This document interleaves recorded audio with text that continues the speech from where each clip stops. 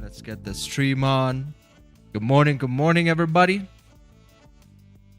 Welcome back to the London session stream over here. So I'm going to be looking for maybe a potential buy if we can re-break these highs. Put this here, get that there.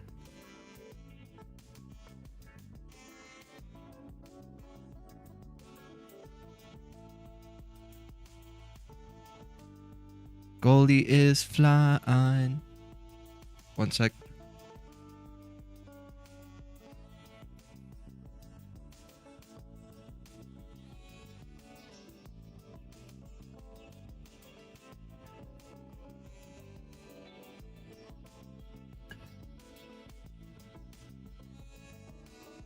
All right, camera back on.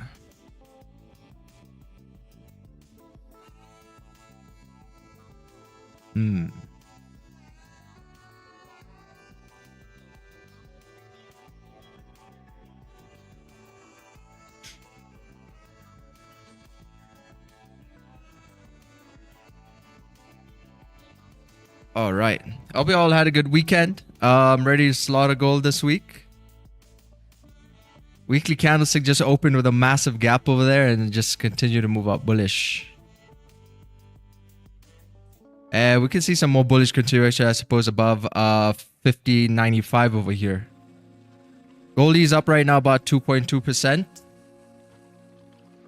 Yeah, the weather looks good over here. It looks like we're not going to have too much turbulence as it's going to be taking on our flight. Not a lot of clouds in the sky. Should be a pretty nice flight. Make sure you all fasten your seatbelts and enjoy the ride. Okay, good morning, Ricardo. This is your captain speaking. Yeah, all right. So let's see. I think this should be solid enough. Boom, boom. Could look a little better. Gotta see if maybe we can conjure something else up over here. Something a little bit sooner. Hey, good morning, Jane. Good morning, everybody. Smoking is allowed in the plane. Yeah, everybody get your stogies out. We have now arrived altitude.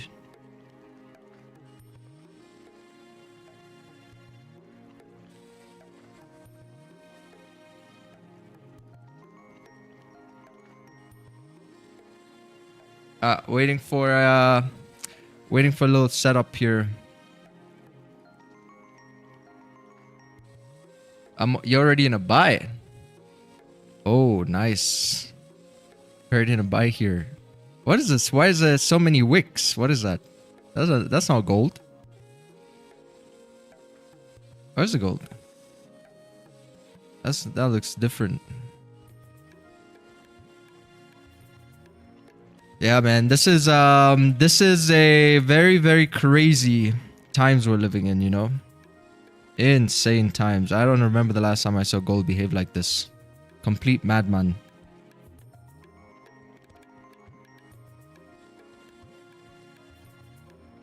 It's a crazy times we're living in. But you know, what does this all mean, you know? What does this all mean for the broader economy? People are piling into gold like this.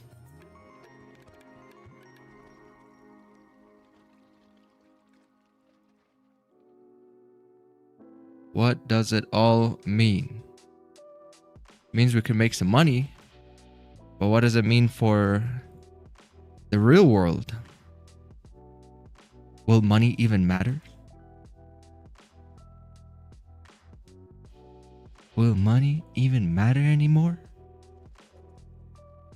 I don't know, but for now we're gonna make it. So as price breaks above 50.93, that's why we're gonna take a buy over there. 50.93, I think should be good. We should be getting London money coming in soon in about 1 minute. London money should be pouring in. Have you watched that short film? You should watch that short film, Free Falling. It's about 9/11 and how when 9/11 happened and all those traders made money on 9/11. Just watch that movie. See how the NYSE open there is. You can get an idea of how the London opens can be like. Now you have a plan to? Yeah, it's pretty good. It's like only 17 minutes long. I watched it yesterday. A pretty good movie, man. It gave me goosebumps. I was like, wow, imagine that. Everybody was like glued to the TV. They're all wondering, is this an accident? Is it a terrorist attack? You know, what happened here? Then the next plane hit the building. Then the market just freaking dumped. Everything went down when the next plane hit the building. I was like, okay, now we have confirmation.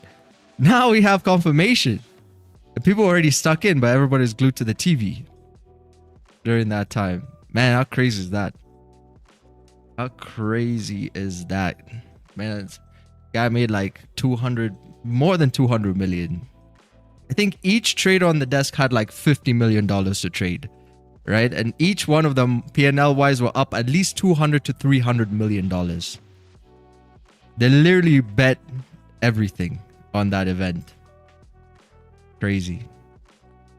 I don't even know if gold went. Like, we can go and look at 9/11 price action, but I don't even know if gold moved like this. Like, for me, this seems like we did have 9/11 twice. The way price on gold is moving right now. Back to back.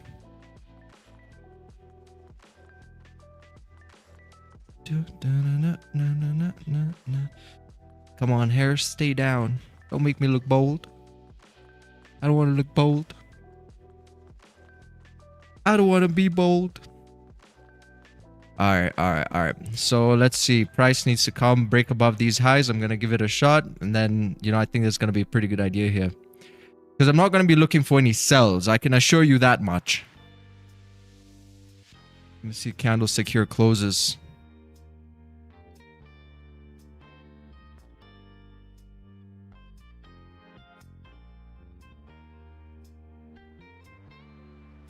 Holy.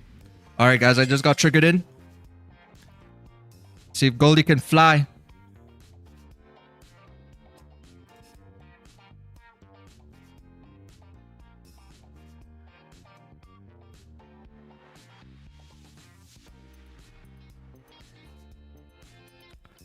Come on, fly, Goldie.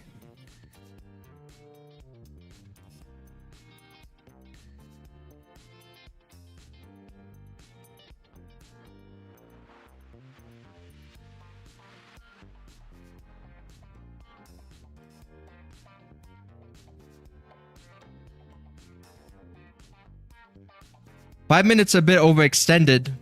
Would have been nice if we got a new 5-minute open.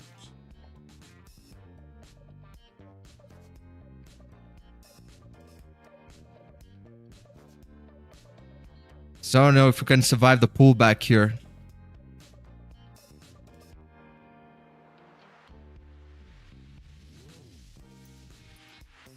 Because the 5-minute just did about 80 pips.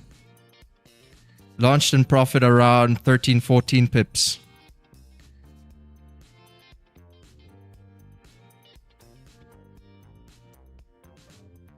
Would like to see this follow through right here. All right, stop loss to break even. TP smashed. Securing right over here, chat. Just some fun coupons. Let's go. TP1 just got hit. Now you're sitting in a position here, which can be a potential running position. Congratulations if you managed to secure something. Let's go. Let's go. This is for the stream. This is a trade here for the stream. Trade here for the stream. Pushed up already about, you know, like 30 pips. 30 pips. So congratulations. Got this little move over here. Quite easy, simple for you, I think. And yeah, that's it. Now we can read the papers and see what's going on here on gold. We just got the London money come in. Right over here. London money came in. As you can see, massive bullish candlestick. It was about like 50 pips. And yeah, that's all she wrote. That's all she wrote. Now the thing is, can price continue to move up bullish? Because we have a clean range from here all the way up to this next resistance point. We got clean traffic. You know, this range here is going to be around 100 pips. 100 pips towards resistance. 100 pips. So we're going to wait and see. Like this candle here on the 5-minute. This candle should close. And as it closes, we want to see if it closes above like 50.95 over there. Amazing.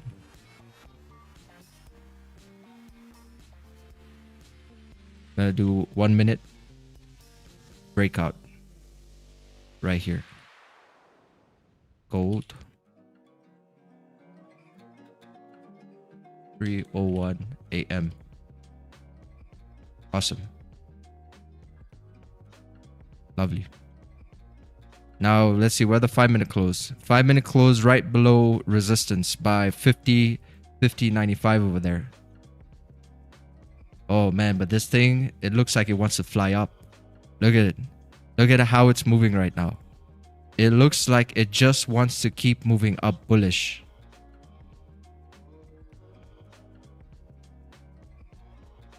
Candle just opened up and went up like, yeah, it just went up again here like about 14. Come on, Goldie, get through it. We got to get through 50.95 over there. It's got to get through 50.95. We're already up like 2.24% though, which is crazy. This is just a London Open. Would you do a second entry with Pop's smaller position? Man, this position was just a trade for the stream, in fact. I'm already up like 5% on the day. Like, I'm way beyond my daily target right now. So, I gotta see. I gotta see whether we're gonna be more greedy today, or we're just gonna take what we made for the day and you just call it a day. It doesn't get any better than this. My trading day does not really get any better than this. Once you hit your daily targets, then that's it. That's all that you're looking for, right? And now we're beyond past our daily target. So what can you do? Look at this. We have support over here. We got some resistance. It's building up another accumulation though. It's building up a much larger one here. If it re-breaks the highs by 50.97, you're probably going to see price go up again. What percent do you risk? I only do 1%. My risk like 2%, you know, 1-2%. That's how much risk I usually go. Just for the clout? Yeah, just for the real. Just for the real. The Instagram trading now. YouTube trading is for Instagram trading. Gotta make content. But there's a big difference, you know. That's why I know the difference. I know the difference. You know, I'm running a business. I'm not running a guru university over here. So, you know, like I know when to reduce my risk for this side of the business. You know? So it's kind of like running two businesses. Oh, we got the clip. We secured the clip. I should say you haven't seen him in over a decade. Oh, who's that? What's the name of that movie again? Free Falling is the name of the movie. I think that's what you're asking. It's like a short film. 17 minutes long.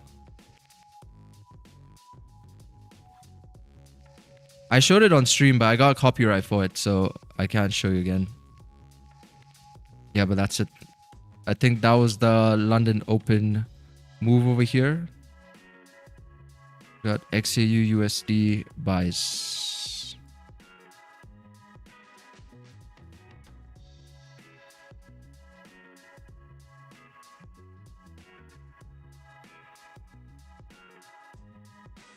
No. Cloud chasing. I'm a cloud chaser. Gold blast past 5,100 to record high on safe haven rush. Gold surged to record high above 5,100 an ounce on Monday, extending a historic rally as investors piled into the safe haven asset amid rising geopolitical uncertainties.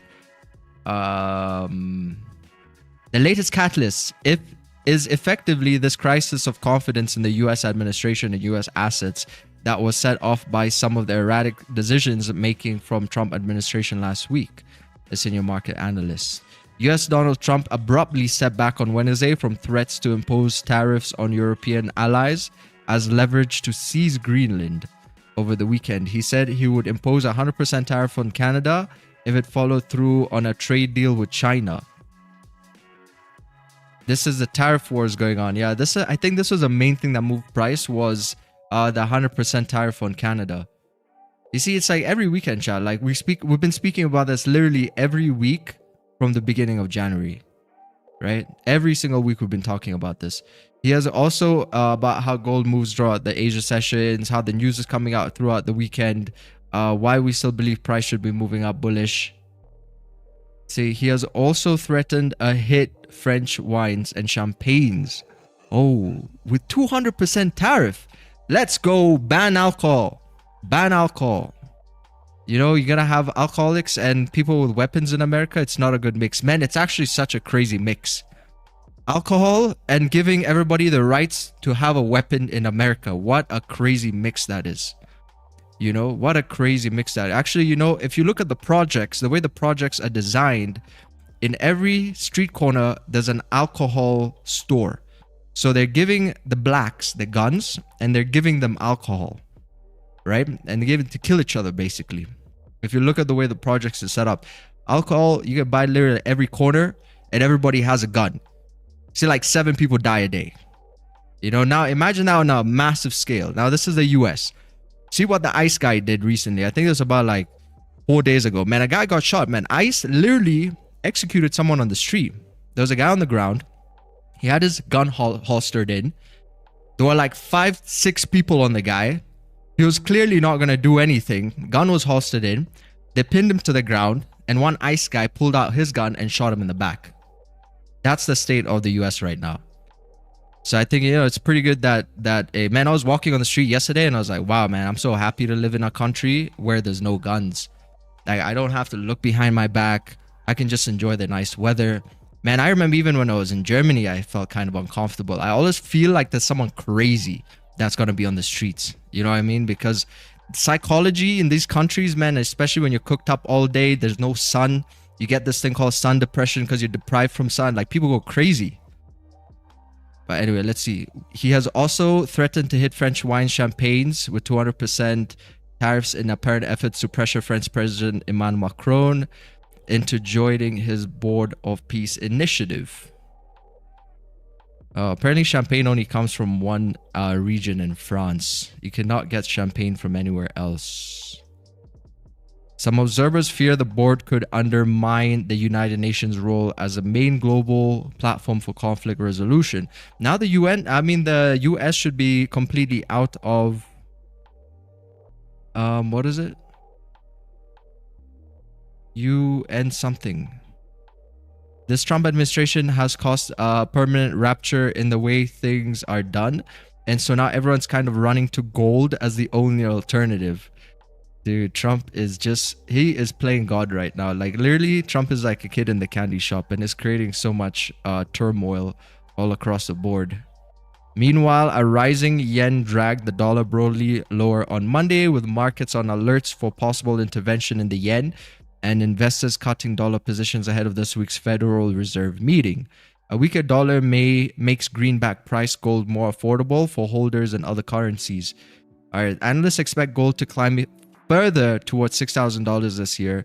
I tell you, $6,000 the mark, but it's crazy to think that price on gold can actually do better than 2025 PA. So for 2026, man, this is insane. We're gonna see gold continue to have some further upside. Our targets are like 6,000, but at this rate, like 6,500. But man, at this rate, I wouldn't be surprised to see us bypass the PA from last year, which was the best run we had on gold since like 1979. We expect further upside for gold. Our current forecast suggests that prices will peak around 5,500 later this year, said Philip Newman, director at Metals Forecast. See, periodic pullbacks are likely as investors take profits, but we expect each correction to be short-lived and met with strong buying interest. Let's go, Goldie. Let's run. Why are you running? Why are you running? I usually gonna see like silver's climbing up over here. Silver cracked 100, so we cracked 100 on silver. Gold cracked 5,000, and Alex Honnold climbed the 501 meter tower. In what country was that? I think it was like an Asian country. This is the guy from Look Before You Leap on TradingView. This is the guy right here. Alex Honnold. Best moments.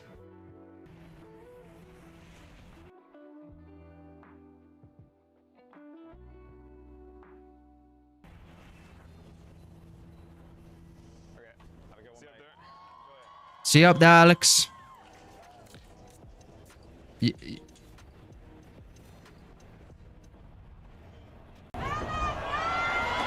This is what gold is literally doing right now.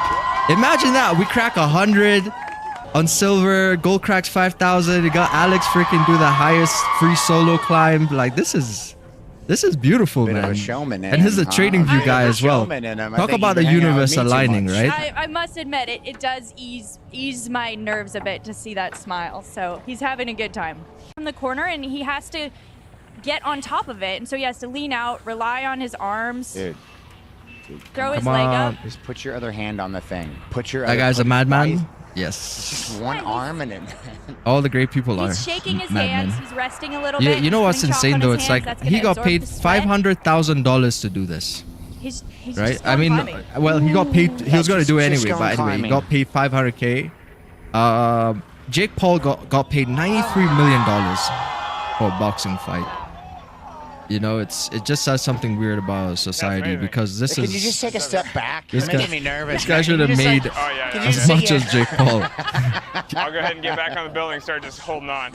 You're I'll be- freaking me out. All right, see you guys in a little bit. I'm gonna keep All cruising. right.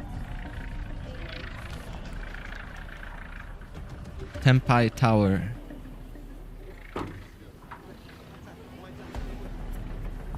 Gold is Alex Hanold.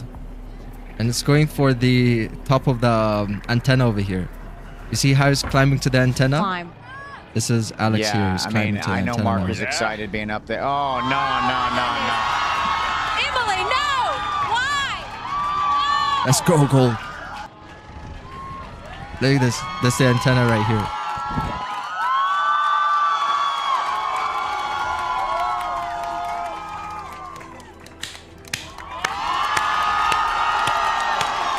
He's done it. W. Wow.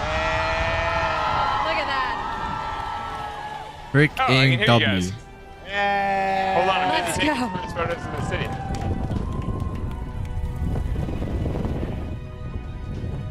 Hey! Yay! So great. Oh. Oh. Was it really hot?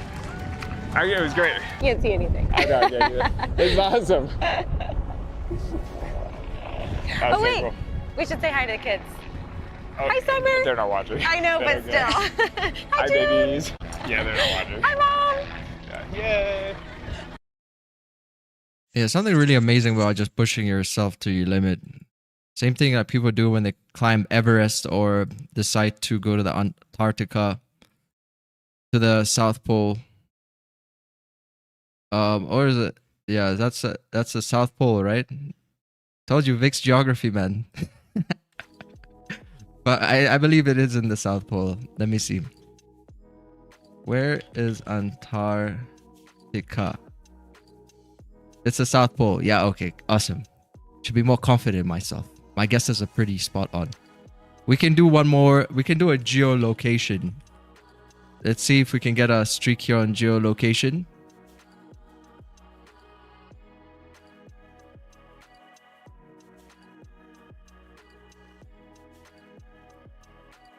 Where is it?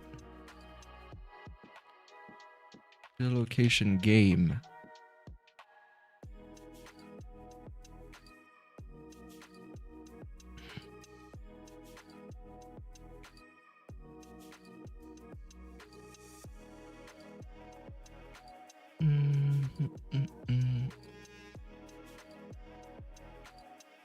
Yeah, I think this was the one right here. Oh, nice. This looks like interesting.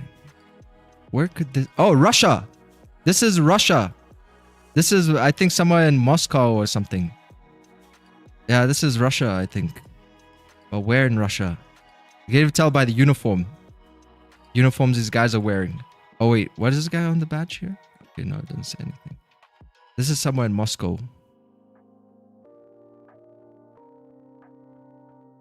Let's see.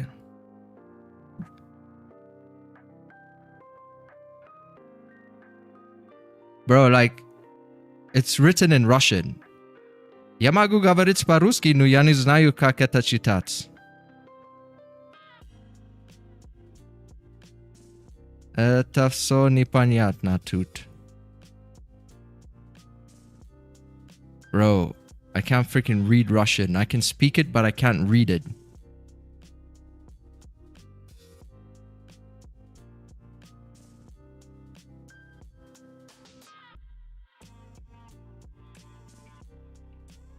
All right. Wow. Yeah, that's what I was looking for, though. That's chat. This is what I was looking for. I just didn't know where Moscow was, but I was spot on. It is Moscow. All right. W.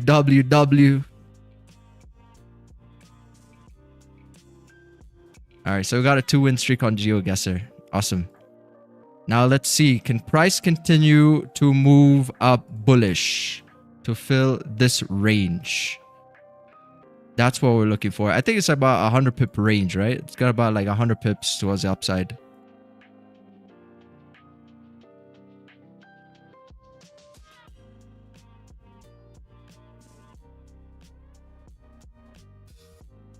But the worst part, oh wait, it was not ICE, there was border patrol, but the worst part was not that. One agent already taken his gun, the other agent didn't see the gun. The guy, oh, didn't see, the guy killed, went for the gun, but didn't have, and they killed, but what? I don't know. Sounds a bit confusing there.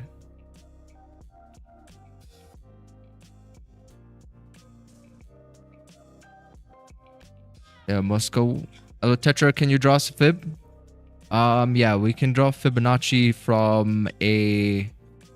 Where can we draw a fib? I think there was already a fib that played out here.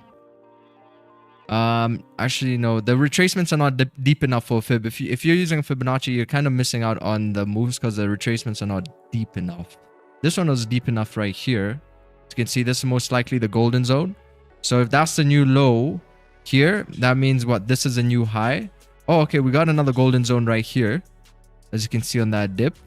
And now it's like pushing upwards towards the 0 level and possible fib extensions, which I don't have on the chart right now, but they're probably going to be like somewhere around here.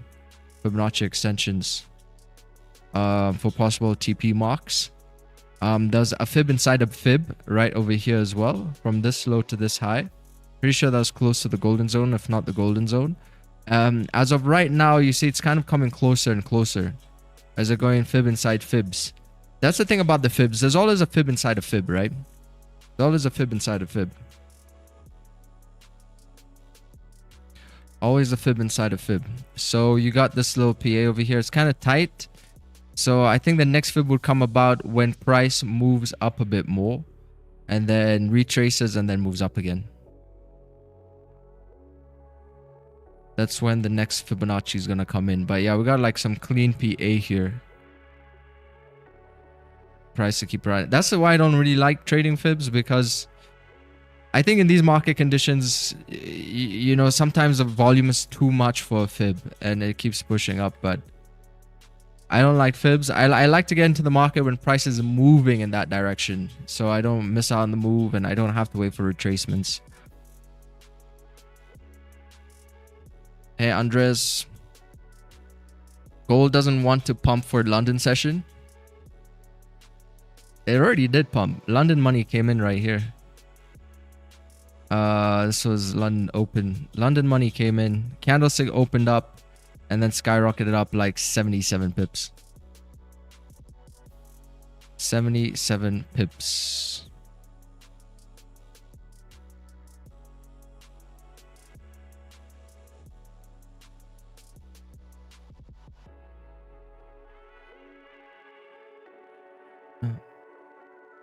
Low fakey on silver right below support. Right over here. Liquidity grab.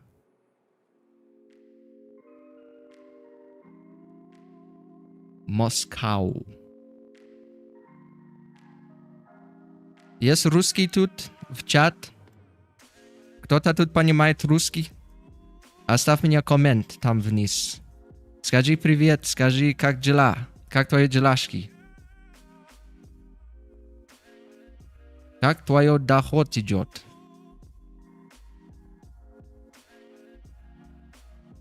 Сегодня голд будет пойти вверх и будем с Новым годом, как сказать, с Новым годом тут. Да, я... Привет, Сашка. Я не понимаю, как ты писал там. Ну, если ты писаешь как английском, я могу читать. Но когда ты писаешь вот так, я не могу понимать. Да, надо писать как английском. Ну, привет.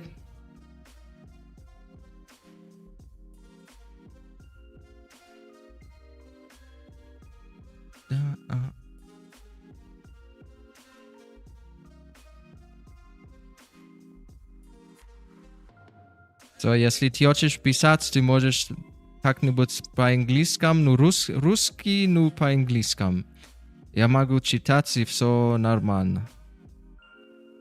Если ты не понимаешь английском. Откуда вы? Русский? Да, я русский, но не полный русский. Я кенийский русский.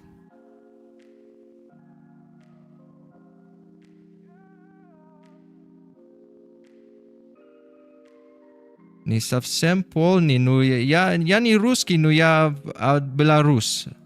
Беларусь я живу. Ну, не сейчас, но это где моя маманя жил.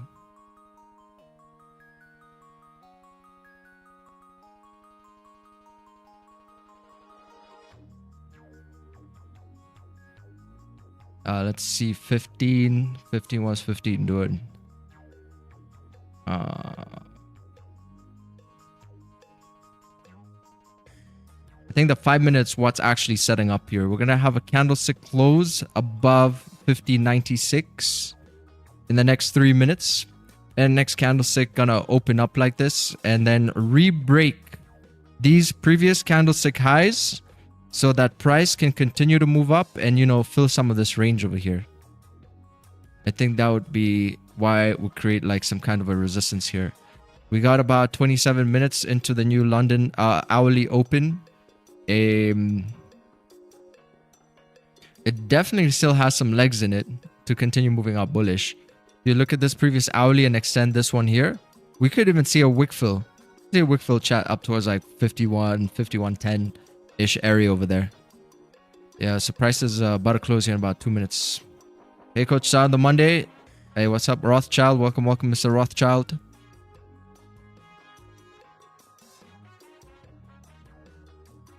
Вот молодец, спасибо.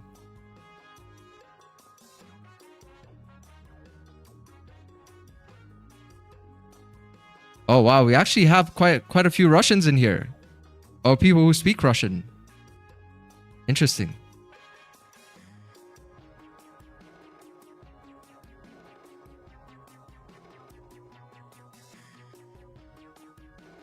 What is PA? Price action.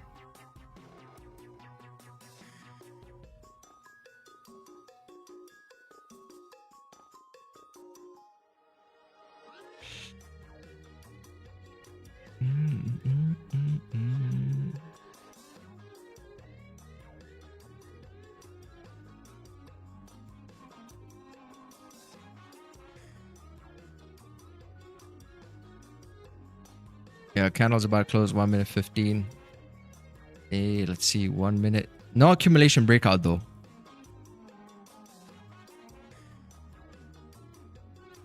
No accumulation break.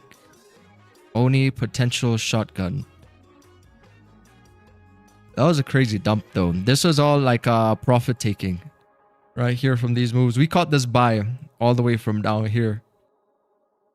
We caught the buy this morning in the mentorship. Like price moved up from this section about like, you know, 370 pips, and then we saw some profit taking and price came down. I think that's what it was. It wasn't like a change of a trend direction. It was just profit taking, retracement, see like buyers come in. And you know what's so interesting about this? Look at where it came to. Look at where it came to. Our entry. It came right to our entry. It's like, how did it know? There's so much volume, so many orders that came in, because when price was pulling down, I was waiting for some kind of a confirmation, and based off the confirmation, we got volume come in, right? Volume came in, look, it just knew exactly where those confirmations were to come and trigger out like any more traders before a price continued to move up bullish. It's quite mad to see how accurate that the market is when it does that, because there's in the markets very specific windows of opportunity to make money. Very specific, because that's what you're trying to get into. You're trying to get into these windows, you know, where it's like some kind of a confirmation, you know, where you're gonna get some kind of a confirmation, right? So it's very specific areas, because most of the time, you know, the market's moving, but it doesn't mean that you gotta trade it. Most of the time it's just random noise. But like the more you watch the market, the more you understand your instrument, you trade your strategy, you start to see those reactions a lot more consistently. Then you're like, okay, so you know, I'm onto something. You know, I'm onto something here. Because you can all take the same trade, but everybody got to take it like a bit differently, right? It could be possible that people take it a bit differently. But you're all just trying to get into that same seat. Try to get the same seat at the table. But I know if you're gonna take a broad approach, you can make an excuse for why any trade here could work out. Where you gotta put like fair value gap or Fibonacci or support resistance. But that's just because you're over analyzing. So obviously, if you overanalyze, there's always a reason to even why someone would have taken a sell here. Maybe you're gonna find a pivot point there or some kind of a divergence on the 1 minute or second chart. You know what I mean? But that's the thing about the market is you don't want to overanalyze. Overanalyze, then everything is an opportunity in essence. It's just about really mastering your approach or your thesis towards trading and sticking by it. Just the same way in the science world, we got so many theses, but there's only like a few which are the ones that, you know, you're gonna kind of like follow. You gotta follow, I don't know. You gotta follow like some kind of a path. Some kind of a path. You can think outside the box, but you still have to be close to the path. Right? So you can't be too far off. There's some of you guys are too far off over here. Too many boogeymen in the closet, too many ghosts under the bed. Too many of these smart money concepts are putting you in an area that you just don't know where you are. You're just trying to figure stuff out, like something that has not yet been figured out. You know, but you just got to stick close to the path. You can use some of this here, but have it close to the path, which is the foundation, right? The core foundations of how you should be approaching markets. That's kind of how I look at it. Because in the beginning, we actually like more floating inside this section right here as we experiment with a lot of things. But yeah, I guess once you figure out what's solidified in your strategy, then those are the things which kind of keep you on the road, right? What is it? Risk management, key concepts like accumulation, distribution, support, resistance. For me, those are the foundations of what the building blocks of what the market are essentially, because markets only move upwards, sideways, and bearish. So it's like we're starting an animal, right? If the animal only goes up, sideways, and bearish, that's only data we have. Like, just simply put, that's a foundation. That fair value gap stuff and inversions and divergence and all that stuff, it's like additional outside of the box thinking that you're going to use like as a confluence, right? But we want to take the pure foundation of what this thing is and then work with that first. Truly understand that, and then we become better. Create our own edge.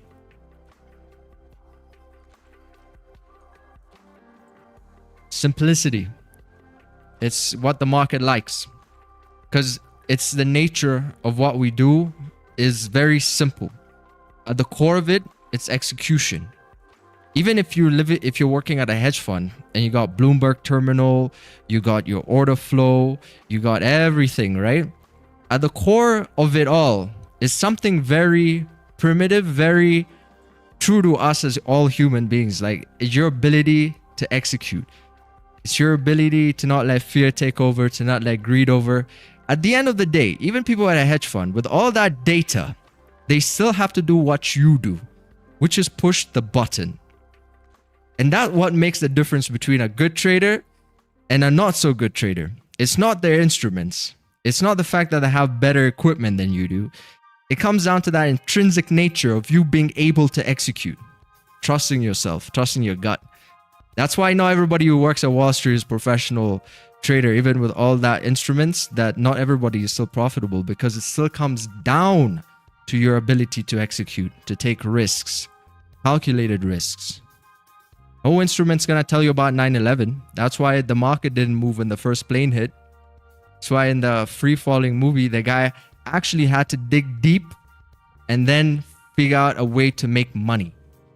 And that was all simple, right? That was simple. That was simple. In essence, correct? It's simple. You have to push the button. No risk, no Rari. Because you're never going to get 100%. Even in the movie, when the planes were hitting the towers, the guy said, "Are you confident? Are you certain?" The boss is asking this guy, "Are you certain? Are you willing to risk your career on this?" And the guy said, "I'm not 100% certain, but there's a high probability that the market is gonna crash. Simple. Nothing's guaranteed in life. I think the sooner you understand that, the more willing you are gonna be able to take more risk. Because you can't control it, right? The only things you can control in trading is your risk. That's the only thing you can control, is how much exposure you're willing to give yourself. Right? That's the only thing you can control. When we go to Antarctica, only thing is how much exposure we give ourselves to the elements. Right? What buildings do we have to secure ourselves? You know, all these things that can kind of protect us on that journey. The clothing that you wear. We can only protect our exposure to the elements as we venture out into this journey. You know what I mean? So it's like same way as trading. Venturing out into Antarctica, but you can only control your exposure. So if you're willing to risk at 1%, 2%, then I think you're going to be a little bit more careful. And it actually pays to move slow and careful than too fast and reckless.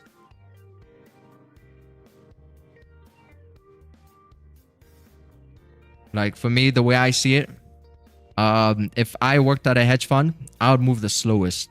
Because I see it's the people who move the fastest who struggle the most, and the ones who get fired the quickest. Because the markets are very difficult. You know, trading is a very hard way to make easy money. So the best way to survive in this game, I see it as just to keep your head down. Keep your head down in general. Be humble. Move slow. Don't overextend yourself. Don't overtrade. And trust me, you're gonna be in this game for a long time. But if you're rushing, if you're acting from a level of insecurity, a level of fear, a level of I have to make that back, or I'm fearing I'm missing out on these moves because gold is up so much, then you don't have control. Because you're spinning, right? It's like, imagine if you're yourself in space, and in space you're just spinning and spinning and spinning. You know, eventually you have to kind of come down somehow. You gotta use the air in your jetpacks, you know, to kind of like calm the spinning down. You gotta calm the spinning down. Once you calm the spinning down, now you gotta hold it like that. You know, because that's how it is. That's how psychology of a trader is. It's called tilt. If you start to tilt, then that spin just gets worse and worse and worse and worse and worse. Right? So you got to see what part of the spin are you in right now, especially today, especially on a day like this where price is moving up so much and you might not even have caught a gold buy today. You know, you got to see what part of that tilt are you on and how that's going to affect the rest of your day. It's really important to check your psychological state every time before any decisions that you make, especially surrounding money.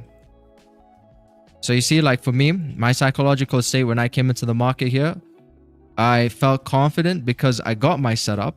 I see that price is moving up bullish. I already had a trade today, which was a successful trade. So that gives me more confidence to tell me there's no really shocks in the water.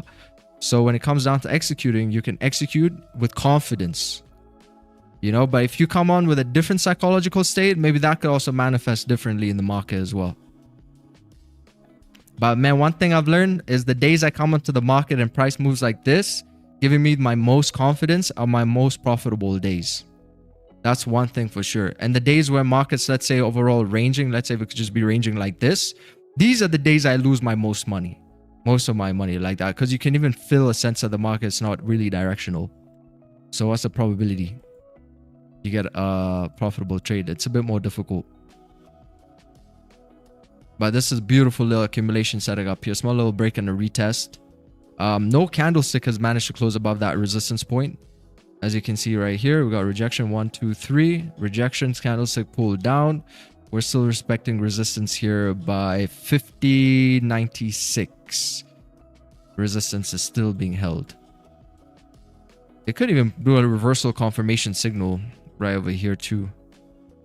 It re-breaks these lows by 50.94. That's a counter trend move. But typically when you see price like this, it is kind of struggling. See that rejection wicks, respecting resistance. We're kind of holding this break in a retest, but I believe if we do break below like 50.94, we could see a little bit of selling pressure come in. But ideally would like it to respect that support. Like this, create like support. re-break the lows to continue moving up to fill up that range that we got on the left-hand side. I hope FOMC meeting this week brings... yeah, it just broke. There you go. That seller's coming, told you. I hope the FOMC meeting this week brings the price of gold down to a sane level. All of these prices spike are ridiculous. Yeah, man, look at this. Now you see this? Price is coming down here. It's already down 20 pips. So congratulations again. If you manage to execute on this sell idea here, remember what we said, what trading's all about, right? What's the difference? Your ability to execute. That's what makes you a trader. It's not all the fancy instruments. It's not about sounding smart. Fair value inversion, inverted turtle soup, ICT breaker blocks. You can sound as smart as you know, but at the end of the day, you're just gonna be sounding smart, you know? Like, if you cannot execute, you cannot trade. It doesn't matter how smart you sound saying things. It all comes down to that simple thing. That's true in nature as well. A lion doesn't eat if he doesn't hunt. Right? If it doesn't go for the kill, he doesn't eat. A warrior in the savannah desert who hesitates on that shot means his village is not gonna eat that night because he hesitated. So what? Look at this. Your village is not gonna eat tonight because you hesitated on this kill. It's the same exact thing. We're gonna see it in nature. We're gonna see it in the markets. That's why in trading, you're gonna kind of like eat what you kill, right? So that's the whole idea. You don't get a salary to trade. You literally eat what you kill on a day-to-day basis. And now you know the importance of being careful. Because if a warrior in the savannah desert gets injured and he cannot hunt, that is essentially what you're doing to your trading account when you're taking too many losses, too many back-to-back losses. You're injuring yourself. So how are you gonna feed the village if you're limping all over the desert? You know, how you gonna feed your village if you sprain your ankle? You know, you gotta be careful. You gotta be careful. Manage your risk always. Right, you see this? We saw the hunt right here. We saw that there was a little desert animal over here, and you gotta shoot the spear, right? Like they did, like our ancestors did. You gotta shoot the spear, boom, and then capture your kill. So that's how I look at markets. But you want to be careful. Even hunters themselves, when they go out into the wilderness, they're not there all day. They're literally gonna get one kill like this, and then they're gonna go back home because it costs them more energy to be out there all day. That's why you're gonna see a lion for the most part of its day is probably sitting under a tree. It doesn't go hunting all the time. It's literally sitting under a tree. You know, and if it sees a kill that's within its peripheral, then you know it's gonna attempt to go and execute. And that's it.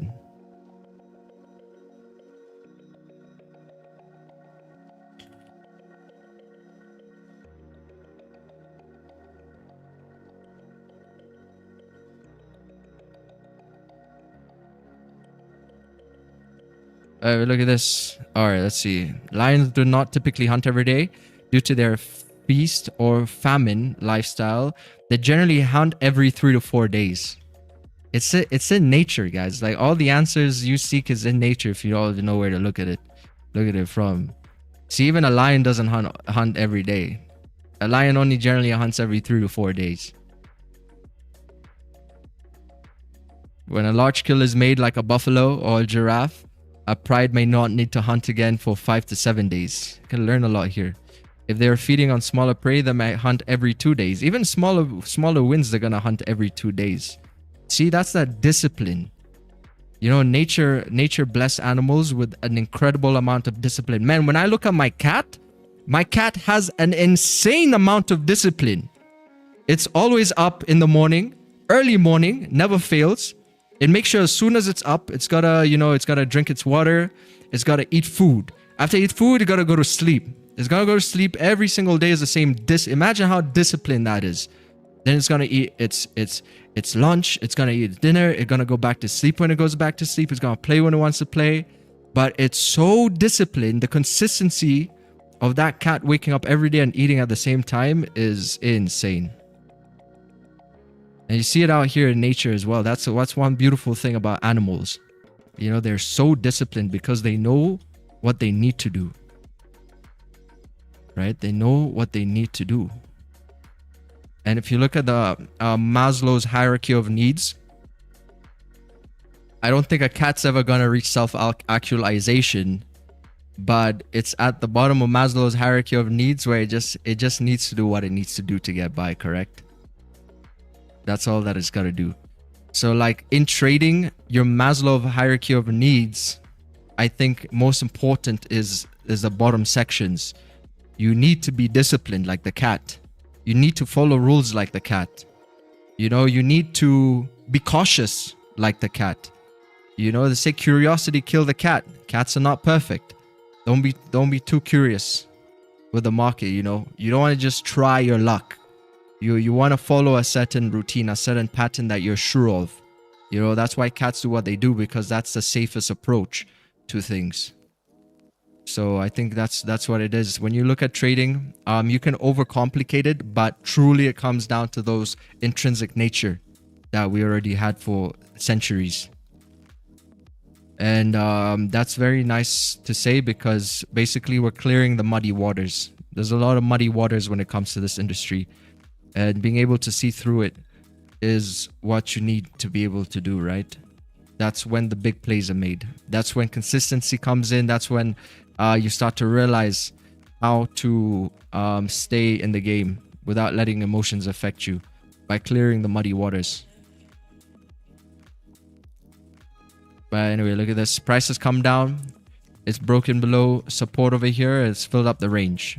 Beautiful. No bottom wick on the daily candle.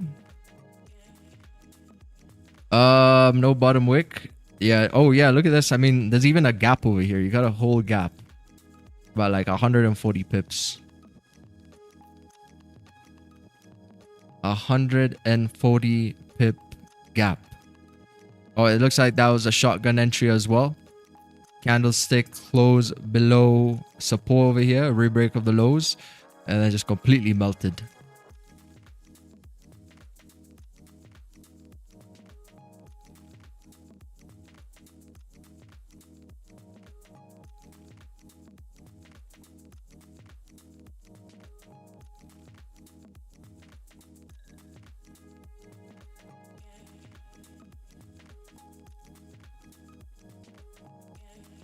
We wouldn't be saying 5,000 is ridiculous after we hit 10,000. I remember when 3,000 seemed crazy.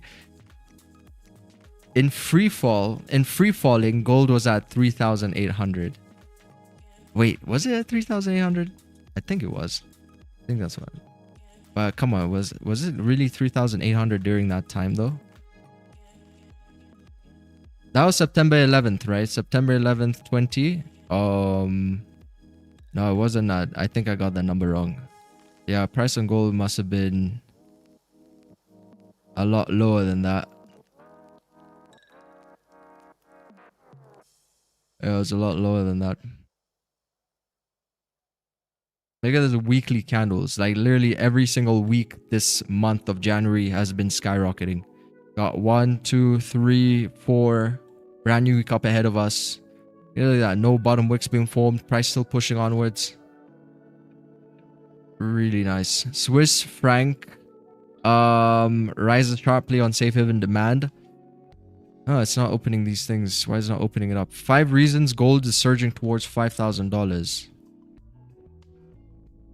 So nice little like confirmation here on TFX entries. You see that reversal play that we spoke about. Boom, LTF, break of the lows, confirmed that momentum. And it also gave a shotgun at the same time. And now you have another range from here to here. This is gonna be like around a 83 pip range. 83 last March. Wick to fill for later in the week. Wick to fill for later in the week.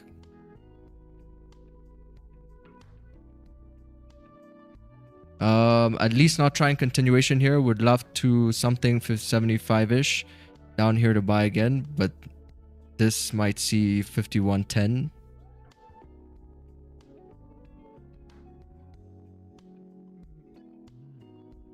Or know when not to hit the button for us retailers. I knew the market was going to crash the minute the planes hit the towers, but I wasn't trading in those days. Because, yeah, funds and stuff, they're going to risk a lot of money, right? So I guess they want to be sure. Because it actually makes sense. Like, if it was an accident, would that move the market? Let's say it just was an accident. Would it move the market? I don't know. I think context actually plays quite an important role, right? If it was an accident, maybe not. But the fact that the second plane hit it, yeah, that's when it made it kind of clear that it was a terrorist attack.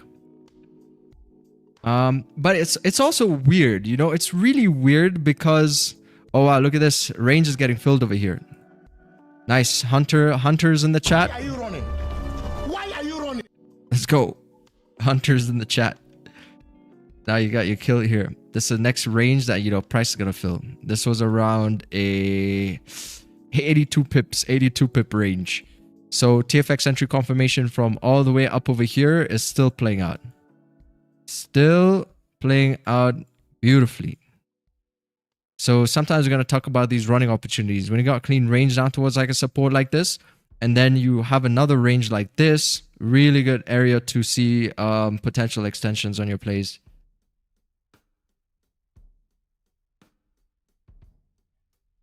What was I saying? Oh, yeah. I was saying, like, it's a bit weird that first plane hit, then there was no reaction from the market because it could have been an accident, right? So how do they know, like, to get, I guess it's called the twin towers, so they needed two planes anyway. But imagine if that was all a scheme to move markets so the rich get richer, right? So it's like one plane would not do anything. It would most probably not do anything unless it later came out that it was indeed a terrorist attack. Then it would move much later on. The fact it happened back to back really shook the market and really drove home the idea of that being a terrorist attack. And from that point, the second plane, that's when the markets crashed. So, man, like when you dig into the psychology of all of this, it is quite fascinating. But there's a lot of things that regular people are never going to get to know because that's obviously a really small group circle of people who maneuver these or make these plays. But to society, it just looks like an accident, or it just looks like a terrorist attack. But, you know, like one thing trading taught me over the years is humans are greedy. Very, very greedy. And it's our greed which actually is going to destroy us because of the way we treat the planet, as well, as you can see. So that's reflected as well in the markets. You know, it's reflected in our economy and how we actually get things done. So it's not beyond. And if you look at history and what humans have actually been capable of, the violence that human beings have been capable of, it's not beyond reality to imagine that certain things could be orchestrated. Unless you truly are in the matrix, then there's no helping you. Because you have to be able to have a broad spectrum of thinking to achieve certain things, or to like get new innovations in your business world, and just your general thinking. I think it's really important. You know, just allowing yourself to be devil's advocate on some of the ideas that you already think you believe. Do you think it's suitable to buy at the current price? No, I mean, right now price is moving down.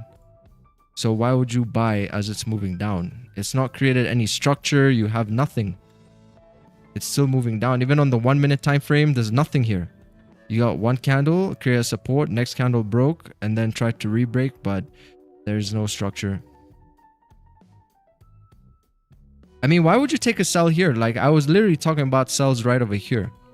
Unless maybe you joined the stream in late. I don't know why people do that as well. It's like, bro, I can tell you about a sell idea here. You don't execute, and when it moves 100 pips, now you want to execute. It's a really bad mentality because you're not executing. Your job is to execute. Why are you not executing? When you don't execute, that's what happens to you. You get whips. You miss out on your trade that you were meant to take, and then the next trade is going to be a losing trade because you didn't execute on the first one. You know, that's a really bad cycle that you can fall victim to in the markets when you lack execution. So you always see your move play out and then you say, okay, now I'm confident after like 200 pips.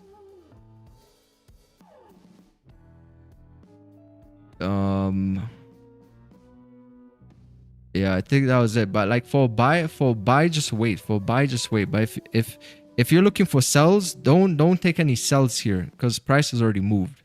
Don't take any sells. Sells prices distributed towards the ends. For buys, you gotta wait. You gotta wait for some kind of a structure here. Wait for a little bit of a structure to form. I would say like even something of the sort like price can move up, create a new higher like this. That would even increase in its own right the probability for price to continue moving up bullish if you wait for just a bit more structure. Missed that sell. Was looking at German 40 so hard, but I had 2x confirmation, so good into TFX entry. Yes. I mean, this you gotta have some cojones as well because you're counter trending, but it is a reversal confirmation signal. We've already seen multiple times when price struggles like this because people try buys usually like that, yeah. And we already know what happens to our trades when this situation plays out. Well, most of the time it's gonna be a losing trade. Just stuck right there at the entry. So, and it's also the London session, you know, we're already up like 2%. Never chase the price. Never chase the price. Never chase the price. You can't chase the price because you're not gonna catch it. You can't chase it. Imagine a hunter in the wilderness. Does a hunter in the wilderness chase its prey? It doesn't chase its prey because it can't outpace the prey. The prey has been evolutionized to maneuver that environment much faster than a human can. But the key thing about a human being is our endurance. That's why we can catch even a cheetah in the wilderness. Because of our endurance. It can run so fast, but we're gonna slowly catch up to it and keep tracking its tracks. And eventually we're gonna catch it. That's our strength. So we gotta play our strengths. Also in the market, you know, you can't chase and expect to catch price. Just wait for it to tire out. And when it tires out, that's when you're gonna take your shot. Always wait for that structure to first build. It's that like it's all about experience, right? Like for a lot of us, if someone put us in the middle of a desert, the first time we're gonna be chasing, maybe the first week or so, or maybe a few days, we're gonna try and chase our food until we realize, like, hold up a second, I can't catch any food like this. Maybe if you're on a deserted island or something trying to catch fish, you're gonna try and catch the fish by chasing it, right? Jumping in the water, trying to grab it. But is that really sustainable? And then over the years, as you build experience and maturity on the island, you're gonna be like, maybe I can, you know, set up some traps over here. I see that the fish, there's a volume that comes in here at this certain corner over here during time of day over here. There's like some kind of a volume. You know, the fish go through this area here. So I'm gonna set a trap. Now I'm gonna work smart and not hard. They're gonna catch the fish. Just like in the market, right? You know, there's a volume that comes in during this time. So you gotta, like, you know, you gotta set your trap, and your trap is gonna be your strategy. You gotta set your trap and you gotta catch the fish in the trap. Man, trust me, when you boil down trading like this, I personally find it more enjoyable. Because now I understand it better. And I wish I had somebody to tell me it in this perspective when I also first started trading. Because maybe that could have unlocked a certain thinking in my thinking, because everywhere I was looking for knowledge was everything was so complicated, you know, everybody was trying to sound so smart. But then you got to truly understand over the years how intrinsic it is to what you already kind of like know about life. Wow, look at this thing freaking flying up. Holy, where is this buyers coming from? This candle just opened up in literally like 30 seconds, flew up 60 pips. Why are you running? Why are you running? Look at that. Damn. Let me tell you, chat, like, I ain't never seen gold like this. I have never seen gold like this. This is insane. This is my best month ever. Literally breaking a record here, up like 50%. This is my best month, and this is 2026, and you can see why. We're getting volume because, you know, the idea is like If price doesn't move, we can't make these gains as traders. That's why we need price. That's why we need events to happen, certain events, certain catastrophes, certain uncertainties, because that makes us a lot of money. But when it doesn't move, we can't make money, right? We can't make money. So man, this is the first time ever that I've reached that amount. Good risk management. I have to clarify, risking 1 or 2%. I've done more than this, risking more when I was growing my initial account, but this is risking good risk management. The first time ever with good risk management, because obviously when you're flipping an account, you easily get to 100, 300, even, like, you can easily get, because you're taking really big risk.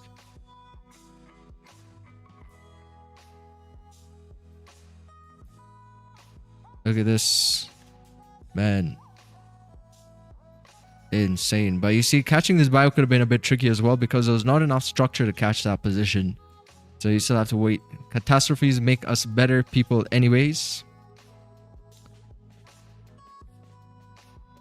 Up 25k for the month. Congrats to you, Tetra. Thank you. But well done. Up 25k. Very good.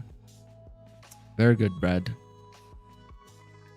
I tell you, man, this is the time where a lot of people are gonna make money here because of the way gold is moving. I don't know why people not trade gold. Why would you trade something else?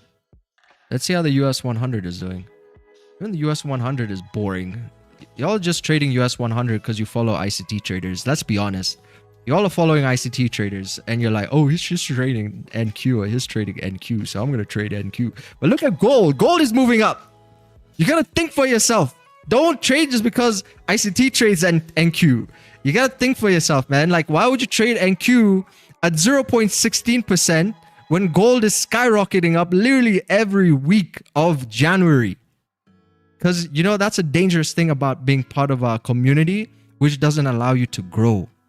You know what I mean? Because, you know, some communities are very, very focused on like very specific instruments that don't grow beyond that.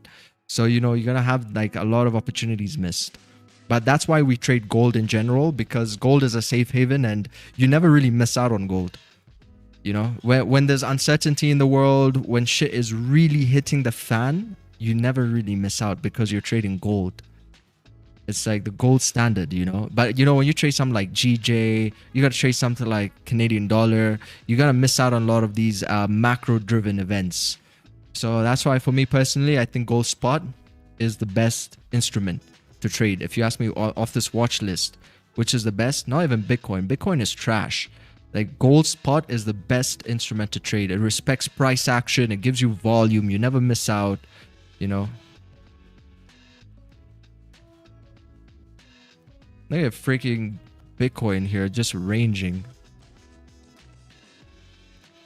Bitcoin looks like it's about to actually tumble, but we need to get through $80,000 for Bitcoin to really tumble. So that's going to be the last frontier for BTC. Break 80k, we're heading down to 60k. As for buys, I don't see a reason why BTC should go up. You know something like gold, we know why gold moves the way it moves. For BTC, I'm not really sure. It's a bit like it's very specialized, I would say, and very speculative when you're talking about something like Bitcoins. You know, it's not easy to read as gold, because gold is mainstream news. I could like easily see Trump say something and already anticipate gold move. With BTC, there are always a lot of speculations. So let's see what the DXY is doing. The DXY should actually be tumbling too. Let's see. Yep, DXY is respected 100. We should get beyond 96, 156 here for price to continue heading downwards. A pretty nice range for DXY to fill right here. Man, Goldie is insane. What the hell is this? I don't understand. Like, why gold?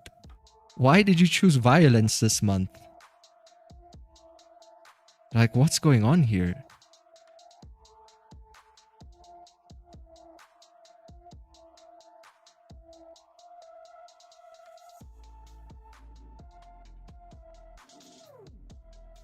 We peaked at 5110, $5,110. But we still have a very, very nice range to fill here. Like 85 pips. This is the kind of action has cooked me before. I wait for some structure. Ooh, man, like even these buys I was afraid for a second, you know, because the 5-minute candle when we took this buy over here was extended, you see? It had already moved up. By the time we're getting triggered into our entries, it had already moved up like 50 pips. But I know in this situations that price can still continue to drive. Right? It can still continue to drive. We had a bit of a pullback. Let's see, it broke here and it went about like 8 pips. Then we had a small pullback and then skyrocketed up again. Right over there.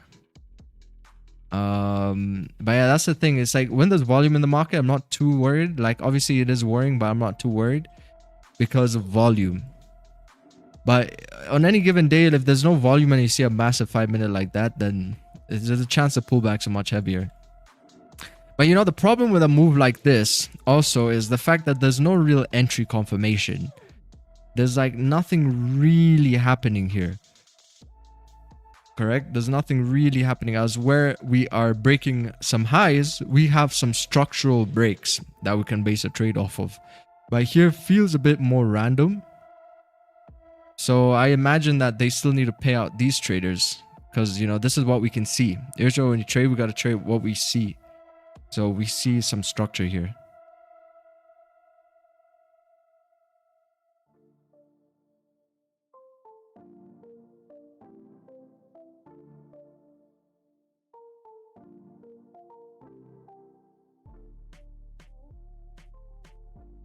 And there's a fake out below there.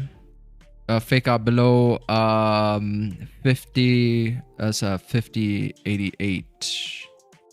Yeah, there's a 50.88 fake out, break of the highs. We've got SMA confluence on those breaks.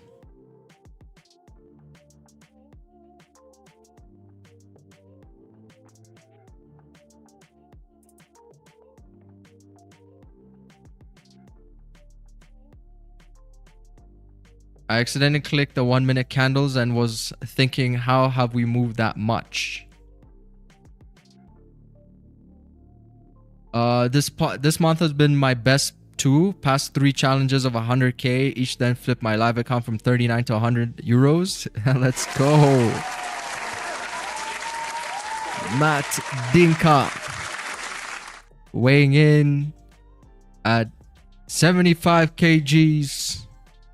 Flipping a 39 euro to 900 euros. Matt Dinka. Those watching end month closing bullish after they blew accounts. Yeah. It's because of education, you know. It's like, it's amazing now, but you're gonna still need at least, okay, but anyway, at least now you got the education in terms of how volume behaves when there's volume, because everyone's gonna experience that time in their journey when they're gonna be in a situation that the market is moving with so much volume, and then they're gonna truly understand how macros play a role. So for me, I think was the presidential election, when the first time that I saw how volume truly affects the markets. Presidential elections for macro volume. For COVID, I didn't really understand it.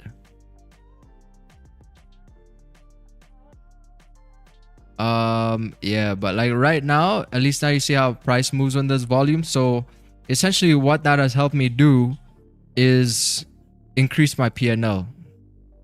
It's helped me increase my PNL. So now coming into 2026, since we already comprehend like how this plays out in the market, it's like by experience, right? So you're gonna find like a lot of these. That's why for me, whenever the Pfizer vaccine came out, I used to think, imagine all these old people. Like the first thing that came to my head was just like a picture of like old people with like gray hair who've been trading for like decades, right?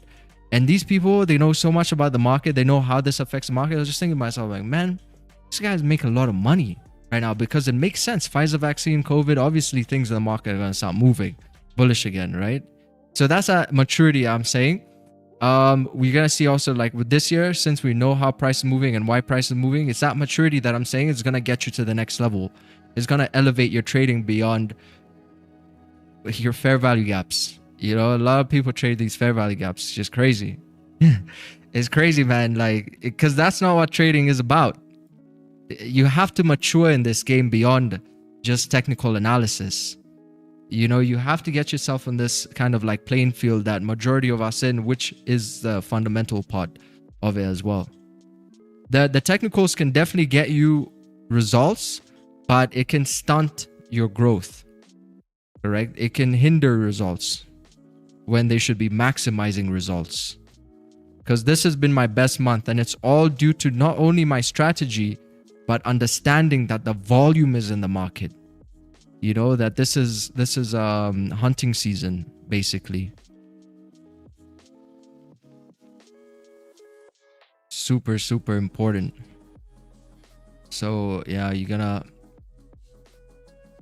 have a lot of account flips, a lot of challenge phases being passed during this time. This is gonna be an amazing year for a lot of people. Like, this is the type of times that really change people's outlook on life, you know, because I know there's a lot of people out there, they're not on social media, they're just trading by themselves, but these are life-changing moments. Like, people are gonna make a lot of money, they're gonna enjoy, they're gonna be like, wow, you know, amazing. I picked the right instrument, trading gold, we're getting volume, and they're gonna make a lot of money. The only issue is when the market cycle shifts again, for them to sustain that momentum. That's the only issue. But you see, like, once you got that knowledge and maturity, you gotta be able to navigate the seas a bit better, so you can really enjoy the highs and then protect yourself during the times you need to be protecting yourself.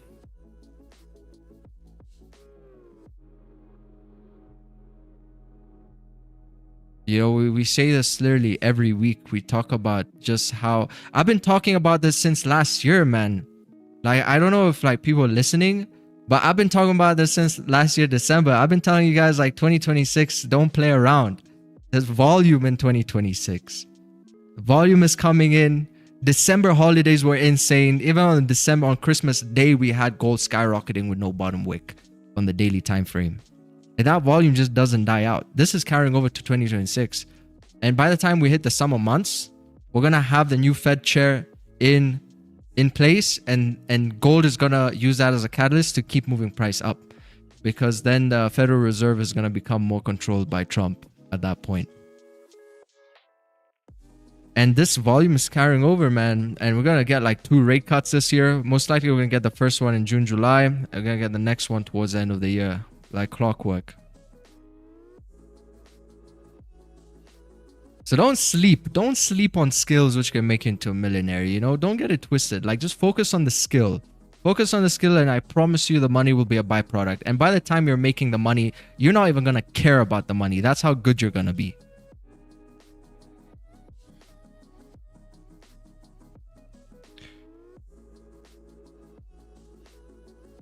So you got bearish divergence here. So order flow into entry, 80% plus hit rate.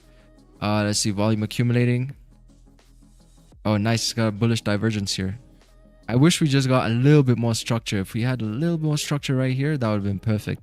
But I've noticed this happen sometimes. There's a reason why I took my trade this morning, because it doesn't give us the structure always. If you look at the trade that I took this morning, it did not give that last bit of structure.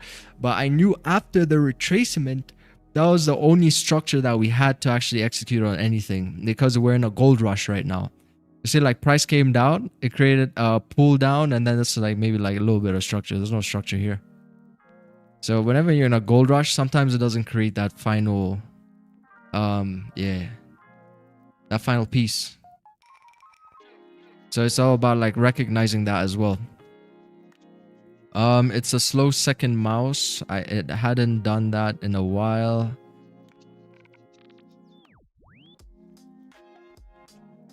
We got a wise uncle architect spitting bars in the chat too. Let's see what's architect on about. Don't be afraid of isolation to build yourself. The answers you are seeking are in the silence you're avoiding. Yes. So isolation is the best thing. Man, you grow so much in isolation.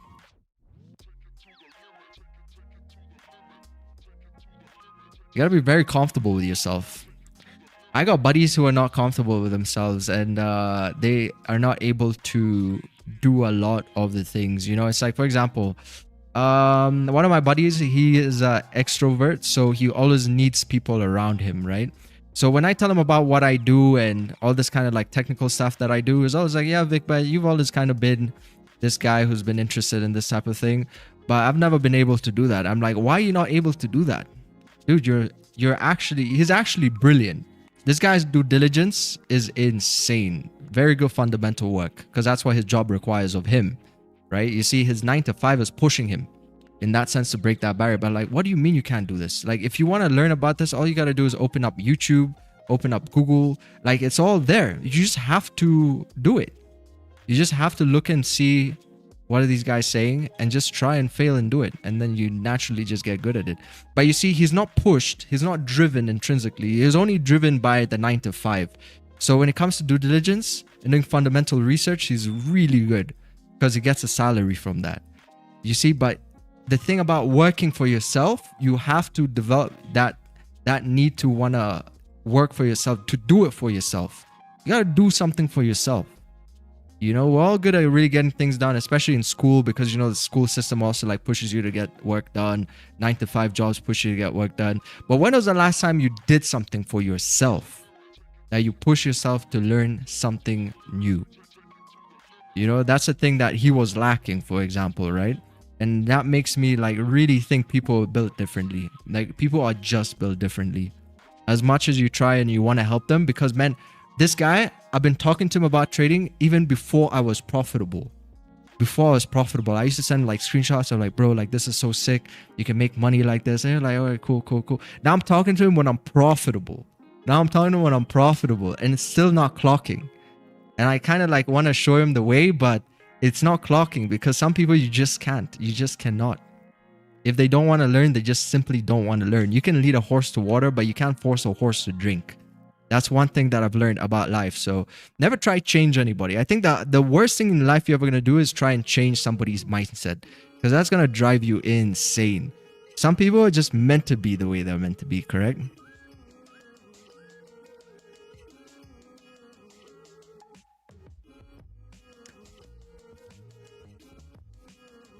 But it's good because obviously you don't want to change everybody. Like, it's good that he doesn't want to trade as well, because that makes him unique. He's a unique NPC.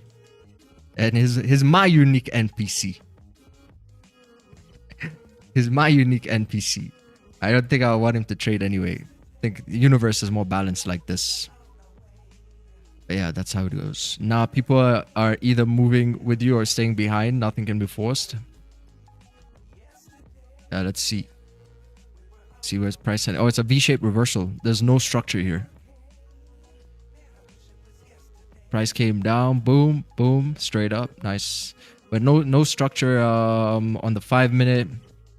I think it's just really coming up. It's gonna try and creep back up above this high right here. So you got potential buys above, like potential buys above like 50.96-ish area over here. And then price can come up and then fill this range.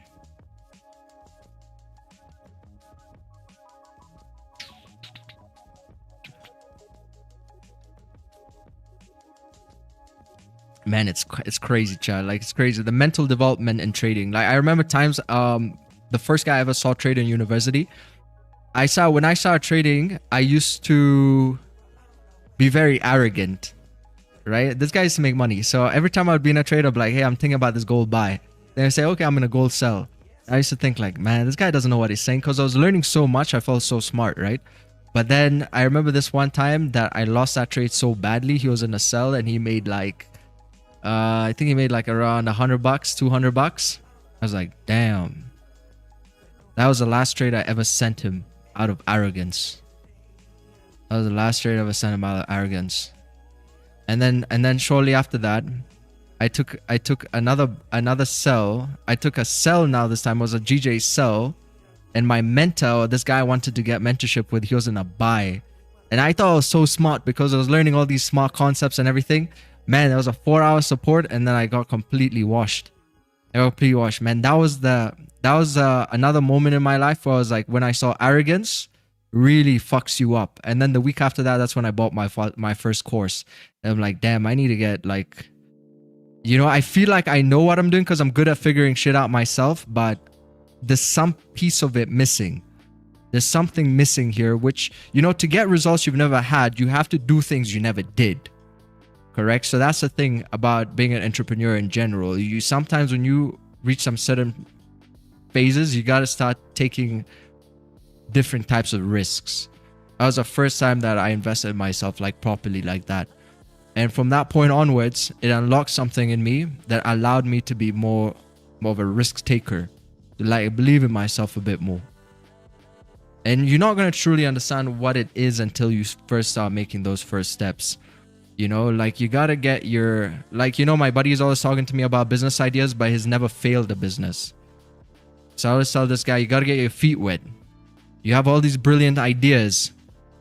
You know, you're mentally masturbating, but you've never got your feet wet. You've never experienced what it is to fail. Because that will be a reality kind of hitting you in your face.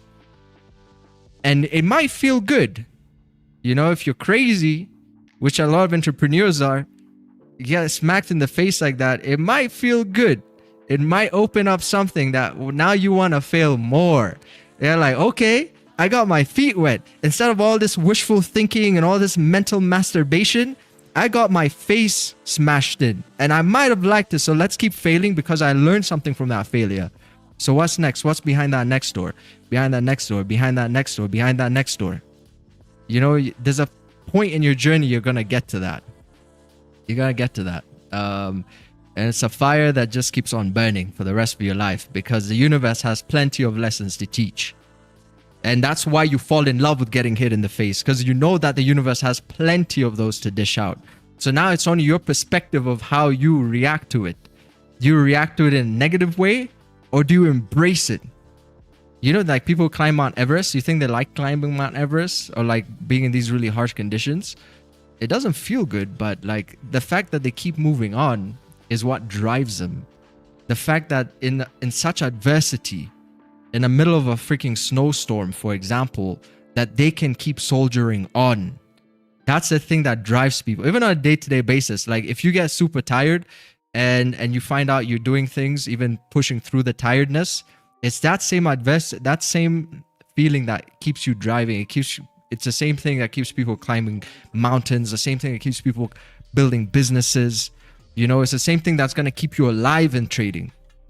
It's the same thing which helped me stay alive in trading, because as I always tell you the story, there was this one point in my journey where I was losing like literally every single day. So I had to change my outlook to those losses. Otherwise, it would destroy me. Right? So I actually became happy taking losses. So every time I would lose, I would treat it like subconsciously like a win. Because I would actually be like, joke's on you, market. I took the loss, but you gave me a lesson. You see how that works? Now there's a transfer of energy. So it's not just it punching me in the face and me accepting it and playing the victim, but now there's a transfer of information that's happening on a different level. And that's how you get better on a day-to-day basis. You know, you don't play the victim. You show up, keep showing up. And, you know, you get better just by virtue of showing up and having the right mentality. And that means you're unstoppable. And that's what's in your control. There's not much in life that's going to be in your control, but that is in your control. So yeah, I think it's pretty good. It's pretty good over here. Pretty good here. What's up, Shalu? A very rich man told me when I was in my 20s that I would never start a business of my own if I didn't take a shot before I hit 30. I started my first of 4 successful companies later that year. Man, amazing. Yeah, my favorite part is when people doubt me. That's my favorite part. And then you're gonna show them that, hey, you know, you're picking the wrong fight here. I want you to bet against me, but you're gonna lose that bet. A lot of the time people lose that bet when they bet against me. And that's what my goal always is. I love it when people think I'm gonna fail. Love it just because it shows you that, man, that shit drives you, man. Like when I started trading, everybody was telling me, oh, you know, this is risky and all of this, and they're telling me stories of people losing money. Man, that drove me even more. Like, bro, like the fact that all these people now, they're gonna look at me and think, what does he do for a living? He trades. That thing that they doubted me for, man, that feels amazing. And it happens every time. Like these micro judgments people make on you and think that you can't do a certain thing, and then you do it and you prove them wrong. That's the kind of reward that you get, you know. Let's see. Gold races to 5100 record peak on safe haven demand. Gold prices extend their record setting to rally to surge past 5100 on Monday, as central banks and investors thought to refuge from geopolitical risks and Trump-induced market volatility. Let's see. Donald Trump and the uncertainty he creates on multiple levels remain the main driver of surging prices and investment momentum driven by fear of missing out. That's ahead of commodity strategy at Saco Bank. In his latest tariff threat, Trump said on Saturday that I would impose a 100% tariff on Canada. It follows through the trade. If it follows through on a trade deal with China. Bro, like Trump, 200% tariffs on wine and champagne. I support that. I support that. But what about beer and stuff? You gotta get beer and all the other hard liquor off the shelves too. Analysts have said that gold has more room to climb this year, potentially towards $6,000 a troy ounce, on mounting global tensions and strong demand from central banks as well as consumers. Yeah, Trump's gonna get all that alcohol out off the shelves. There's too many brain cells being fried over there.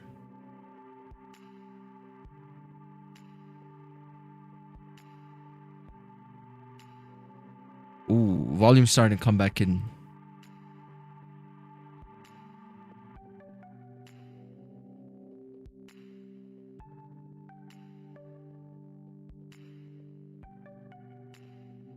Ooh.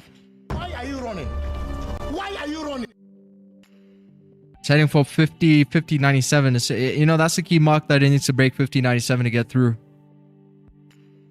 Don't take away my glass of whiskey / cigar combo.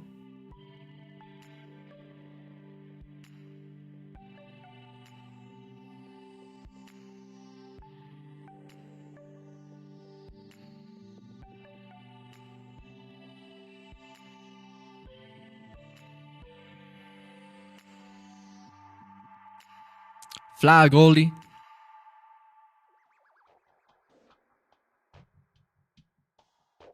You betting against me is just a liquidity grab in my favor. I bet you can't reach $1 billion before me, Vic. Alright, Woods, let's have a deal, huh? Last person to reach $1 billion is gay. Alright, we got it. Last one to reach $1 billion is gay. Alright. Shake on it. Shake on it. Alright, last one to reach. So the clock's ticking, my friend. Let's say okay, $1 billion is. Let's just say last person to buy a yacht is Gay Woods. $1 billion is kind of crazy. It's a good idea, but damn, that is quite a journey. Last one to buy a yacht is gay.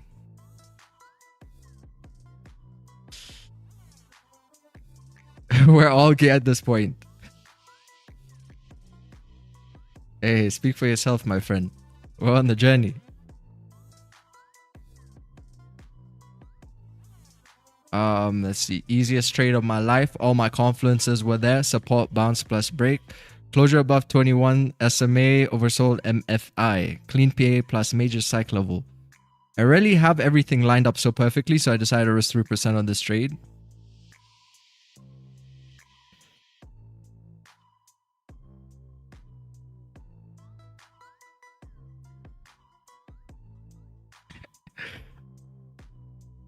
Yeah, it's really good over here. Look at this. Took a buy. Price just skyrocketed. Awesome. It's a good day for a buy, isn't it? No people looking for sells. You could probably catch away with some sells, but waiting for the reversal plays, preferably like what we spoke about right here, would have been a really good execution for a sell idea.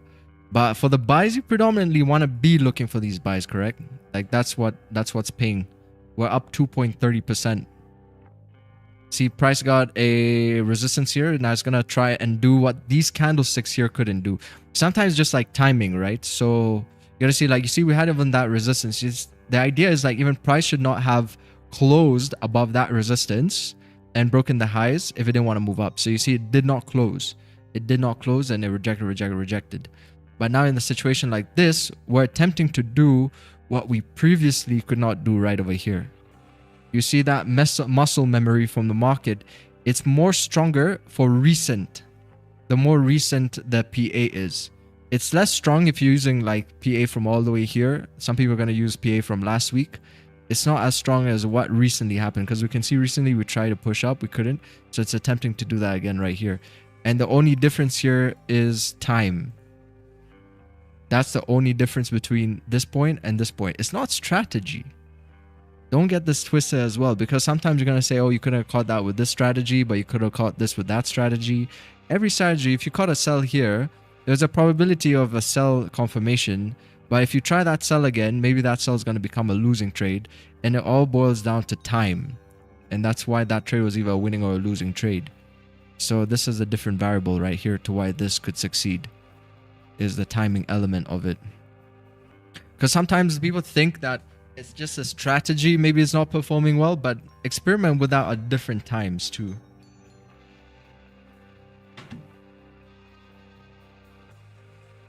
And not overtrade as well.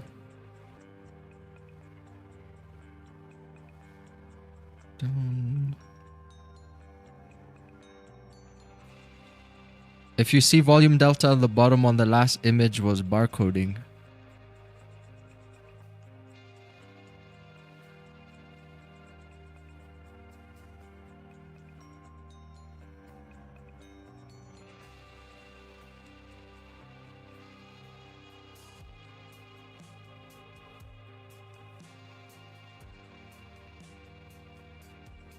If I get a yacht before you, Vic, I'm gonna call it Vic's Pride.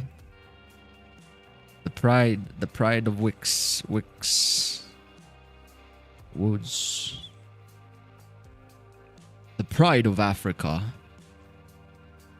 Hey, that's what an airline is. An airline called the Pride of Africa. Or the Pride of Markets.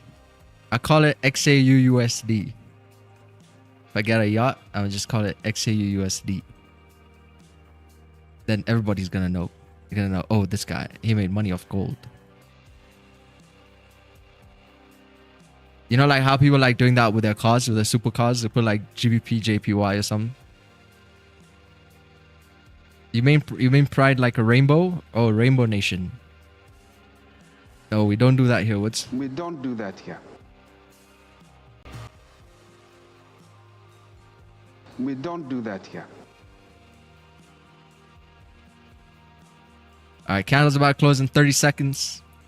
30 second, next candle's gonna open up, re-break these previous candlestick highs here, and that will increase the probability that price can move up. That price can move up to fill this range here up towards like 5107. That's all that's gonna do. We got 8 seconds. What are we gonna do here? Who wants to become a millionaire?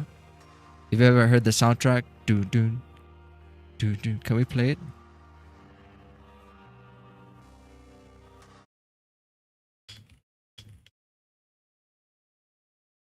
Where is that soundtrack?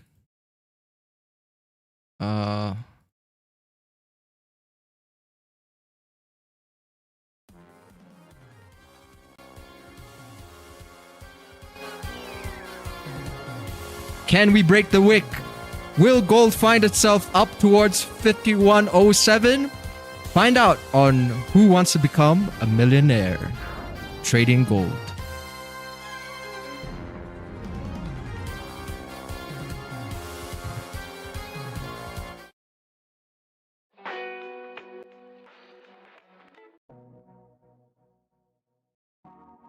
All right. Let's see. Come on. Gotta break. 50.98. And preferably volume should come in if it breaks 50.98 over here. 50.98.30. Can we get volume? See, it's like hesitating a bit. It's hesitating. It's getting ready. It's gonna put the... It's like a grandpa sitting on his rocker, right? He's loading up his shotgun. These pesky kids. Always playing on my lawn. Just loading up the shotgun. Gramps needs to lock it in. Gramps needs to lock it in. He just dropped a barrel on the ground. So, you know, it's still taking some time. He's got to bend over. He's got to get the barrel. Oh, man. It went underneath the bench. So he's got to dig deep a bit. Oh, I think he found it. He found it. He's putting it in the barrel right now. Putting it in the barrel. Gramps taking his time. Oh, the wife is calling him. A bit distracted right now. Wife's telling him something. Wife's telling him something. So he can't focus on loading right now. Oh, he's losing it. He's losing the kids. Kids about to leave the lawn.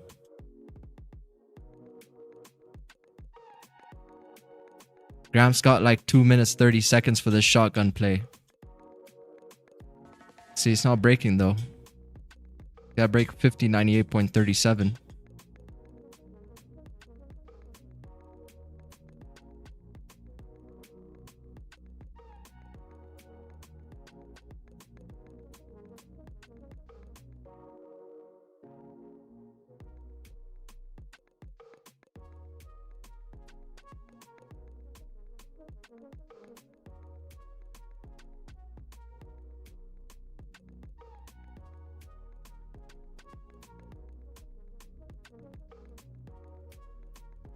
Wife's tuning Gramps. Telling Gramps, hey, why didn't you fix that? Why didn't you fix that leaking faucet? You know, and he's saying, I'm gonna get back to it, honey. I've been busy. This damn kid's gonna give me a heart attack. Oh yeah, it's a Gramps. Oh damn, yeah, this is a Gramps from Walking Dead. You see, something about that shotgun, you know, it's a pretty good gun there. This Gramps is the most gangster Gramps on TV. Looks like you lost the kids. Oh, this is like Vecna chasing the kids through the woods. I hate when movies do that. When the villain is obviously fast enough to catch them, but he just moves slow. When the villain moves slow and then he loses the catch, then it's like, damn. But in reality, he could have easily caught them. This is like Vecna walking through that forest and the kids just get to the cave. So there we go. Now we create a new resistance here. So you know, this candlesticks still need to do what these candlesticks couldn't do and what this candle here now couldn't do, that we gotta come and do it again. But the thing is gonna be at a different time. It's gonna try that at a different time again. How's NY session? May go up, may go Vic. NY session, I think. I mean, that's speculation, yeah, but there's a range that we have from here to here that can get filled. This range is about 86 pips. So that's a potential target for the New York session. Yeah, this is the point Gramps turns around and finds out that the kids have already left the lawn. And there's no more shotgun play. So maybe next time, Gramps. Maybe next time.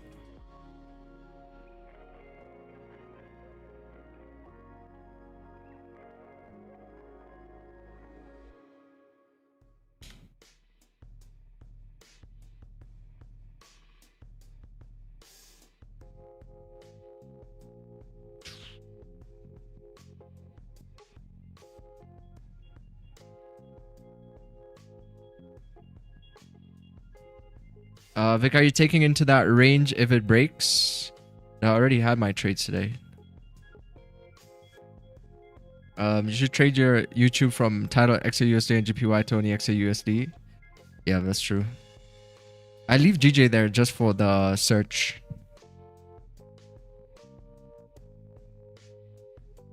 To get some of the lost folk on the internet, you know, some of the lost folk who are still looking at GJ, you know, maybe they're gonna find the stream and see some kind of a light over here. But you know, GJ for the most part, at least of late, has been moving somewhat decently. But compared to gold, I know, but look at these swings here on GJ. They're actually really nice PA. Really nice swings. Kind of looks like GU with these types of swings. You see a 30-minute. GJ is just completely tumbling today. It's down 1.19%. Also loads of volume on pound yen. Yeah, I think like sells are in order for sure on GJ. And it's moving, but it's moving to higher time frame zones, because you see on the left hand side there's nothing there. So if you go on the 4 hour, you can get a better picture of what GJ might be doing. We're breaking below support, and we have clean range for the 4 hour, which it's currently mopping up some of this clean range over here. It just broke this wick and pushed down about like 40 pips. So yeah, definitely a lot of selling pressure. This looks fundamentally driven. I think something with the yen. More Bank of England's green, lower US rates as markets imply could warrant a slower withdrawal of UK monetary policy restrictions. Our outlook for the next year is that the decline in wage growth may have run its course. There is a risk that the underlying disinflationary process has slowed. Yeah, so gotta pay attention to those fundamentals. But pound yen right now overall was climbing quite nicely, especially on the previous quarter. So we just gotta see what this is about. Maybe it's just some quarterly pullbacks.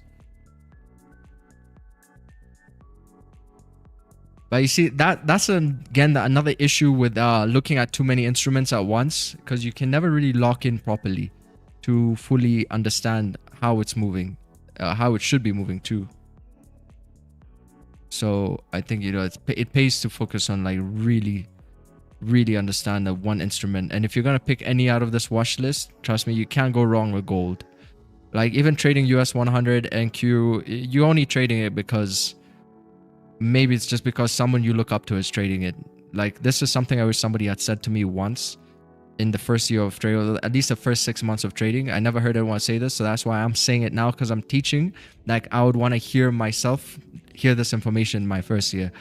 So see if you're trading something just because somebody is trading it, right? Or are you trading it because you can actually see that there's potential? There's a big difference. I traded GJ. The only reason I traded GJ in the first place was because the community I was a part of was trading GJ. Just like this ICT communities some of you are part of as well, they trade a lot of NQ. You might just be trading because they trade it, right? And it took me a while to break through that shell and be like, hey, GJ is shit. Gold is moving. Because I lost so much on GG at one point, I was like, surely I cannot be this bad, right? So that's when I made a choice to shift to gold. And then when I shifted to gold, all I would focus on for the most part was gold, but I still traded GG for so long that I continued to trade it just because it was a part of my daily routine. But I would put less emphasis on trading GG and start focusing on more like gold. And now this year, like towards the end of 2025, or actually this was in May, that's when I made that commitment to gold. I gave gold a gold ring and I said, will you marry me? In 2025 of May. So we should be having our anniversary here in about 4 months.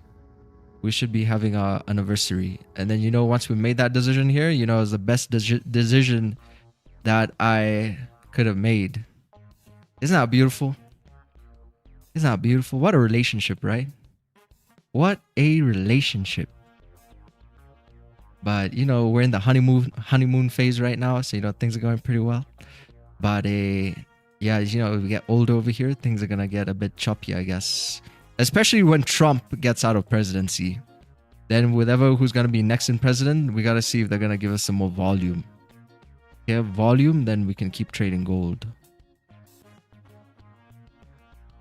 And we can stay loyal and keep trading gold. GGO is like the side bitch, right? GGO is just a side piece. All this time. That's what happens to side pieces. Got like 60 pip range here. The only one I'd watch. I want to see that romantic comedy.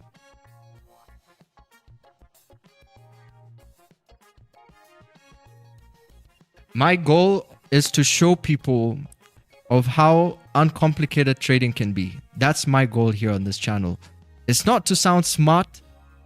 It's to show you how uncomplicated and enjoyable trading can be. Because, you know, like there are too many people who are going to try and sound smart in this industry. And you know what happens to those people? They're going to lose a lot of money. Because they're trying to outsmart the market. They're trying to win what's never been won.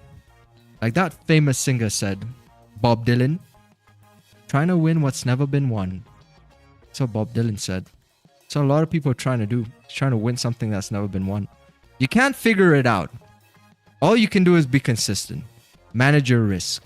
And have the proper foundation to keep you in the game long enough. The problem a lot of people have with this type of thing is endurance. They're just never able to stay in it long enough. You know, because eventually they blow an account or something bad happens. That's the number one problem in this industry. And you're going to see it from the banking level to the retail level. It's all the same. You're going to hear stories of people who blow. Endurance is the main key of the game. Because it doesn't matter how much money you make if you can't keep it. How about USD/JPY? I think USD/JPY is a good pair. It's a really nice pair. That's the one Lambo Raul I think trades a lot of. Well, he did at least in 2020. It's a cool pair to trade. I like USD/JPY. It's a cool pair. Look at this thing just completely melting over here. This is a complete nut. The US dollar is taking a beating today.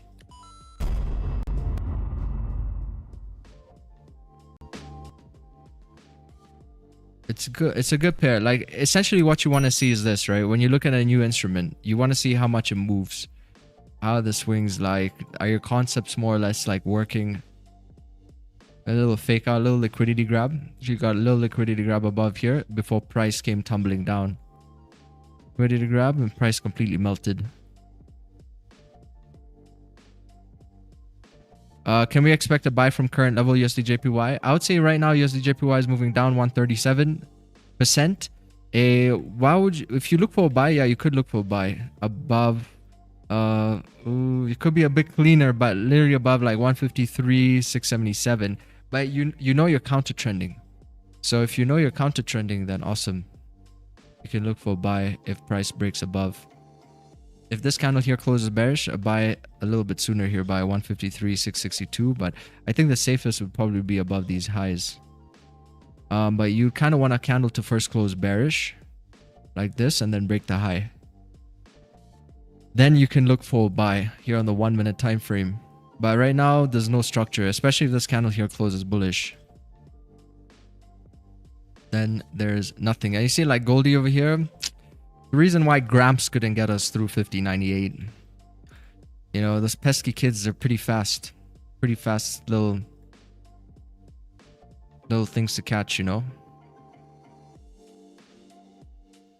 The Gramps couldn't get us a shotgun in play. And you see, the thing is like, again, it should never have broken the highs if it didn't want to move up. So you got to look at that and say, okay, so there is actually a probability to this thing. There's actually, it's not just a random. Right, so look at how price came. It didn't even break. It just needed to move up even 0.5 pips to just get a small break. It couldn't even do 0.5. So that's the way I look at things in the market. Sometimes it breaks and you become liquidity, but you know, that's also part of the game, correct? So it's just embracing the good and the bad and just like hitting it at different points. So you got to hit one here. So I basically did this, right? So today we had, and we do this every day. Every day that we can trade, we do the same thing. The same thing every week. 24/7. 365. We come here like this, we hit it here. We come here like this, we hit it here. We come here like this, we hit it here. That's all that we gotta do.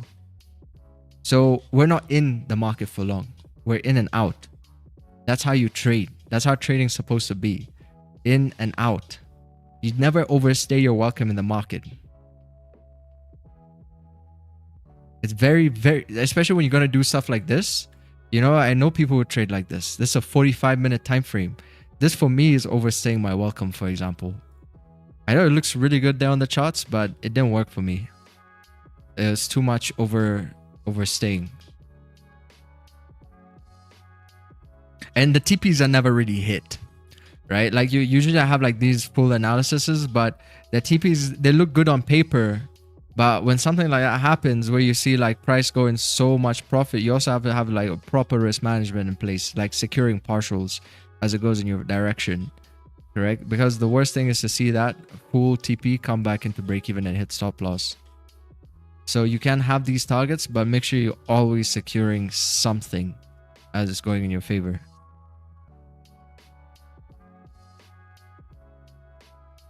Yeah, Goldie right now it's melting down. But we have no appetizing clean ranges like we did above 50.98. That was just coming down to support. Double bottom.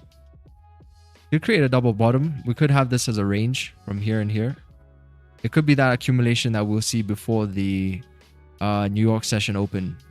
Pre-NY volume into New York open. This could be the range that we're breaking into here, like above 250 pips. So you might see some kind of a confluence for buys come in again somewhere down here to fill this range.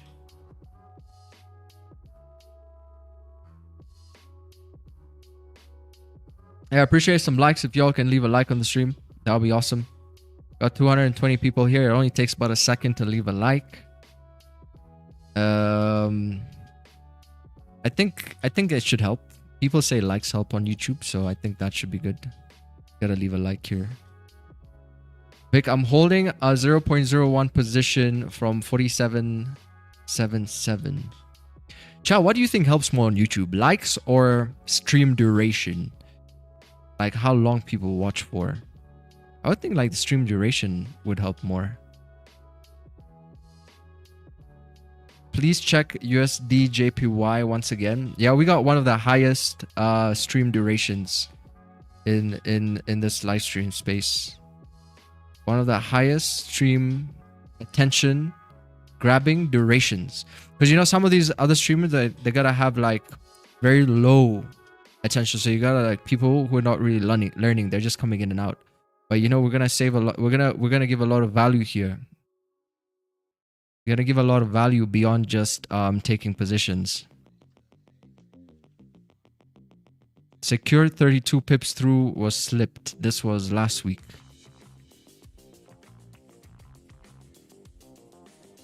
Please take USD JPY once again. 1 minute bearish candle close. If we buy that target, what can we expect? Yeah, now you see, now you've got the close. You see, that's why I mean it would be better for you to get a close first. You see how it broke here? But it pulled back down. That's why I said it's better to get that bearish. Actually, wait, no. How much did that already push? Like 3-4 pips.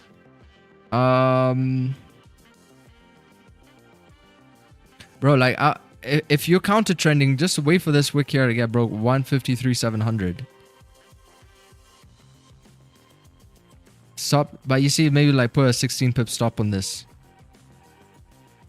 I don't trade USD JPY, so I don't even have the pip measurements. Like, but if I look at it like gold, we have like a 16 pip range. We just got a shotgun play. So a break of these highs will be a shotgun confirmation with a consolidation break to fill this range. This is about like 35 pips. 35 pips. I feel like a 16 pip stop should be enough because it shouldn't break these highs and then come back down here. So 153,700 is also a psychological mark as well. So you take over 153,700 or even wait a bit longer for a solid break, maybe 153,714. And then for price to continue to move up. But that's a counter trend. It might not even fill this whole range. It might just give like a small push here, maybe even a 1-to-1 and then reverse. You know, essentially what it is that you're doing is taking a similar play as this. This is a similar play that happened right over here. See, candlestick broke above that area, broke the highs, and then continue to move up. But yeah, I mean, definitely sells would be much better, because if you take that buy and you lose that buy, you might feel bad because you can see that price is moving down overall. So you might kind of kick yourself a bit, because you might even see prices completely melt, and then you're like, damn, why didn't I just follow the trend? So number one thing in trading is you got to protect your psychology. That's the number one thing that you got to protect. Because taking a dumb shit trade is going to hurt you really bad. It might make you tilt.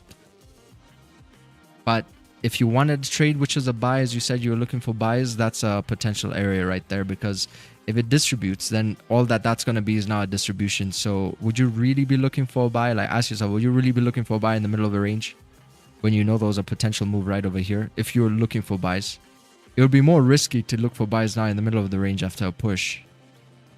So, you know, you got to take that risk if you want to take a risk. You have to take that risk. Morning, hey, next gen, good morning. Got Deadpool in the chat. When price will reach London low, it should go up. London low. Why? Why should it go up if it reaches London low? What is so special about London low that price should go up? I mean, it's just a confluence. Just the same way people use like Asia high. They say, oh, you know, we got like Asia high over here, and then they're gonna do this, and then they're gonna have maybe even Asia high from a different day, and then they're gonna use that. You got Asia low right over here, you know, but all that is just confluence. So if you get your setup happening at Asia high and maybe you're looking for a sell, then that just looks much better. If it respects London low, yeah, this would be the London low as of right now. But you see, just create a new London low. So which low is it? Because London is still open, so there's no London low. This is the new London low which is formed. You can talk about Asia because Asia is closed, but London's still open. So you won't get London low until 12 p.m. Eastern. And we are at 4:50 a.m. Eastern.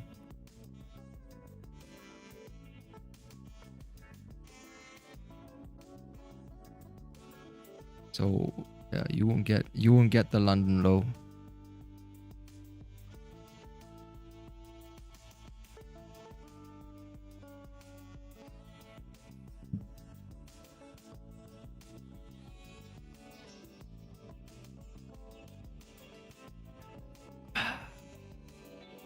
He means LL ICT kill zone, but I guess we don't do that here.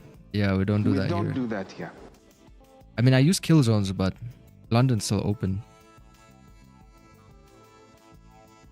I use kill zones just to see how sessions behave. I didn't even know kill zones was a ICT thing. When I learned kill zones, I learned it from a guy who traded Fibonacci's.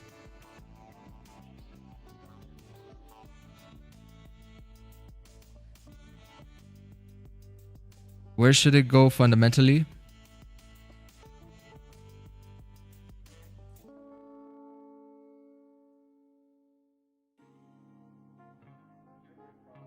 Should go bullish.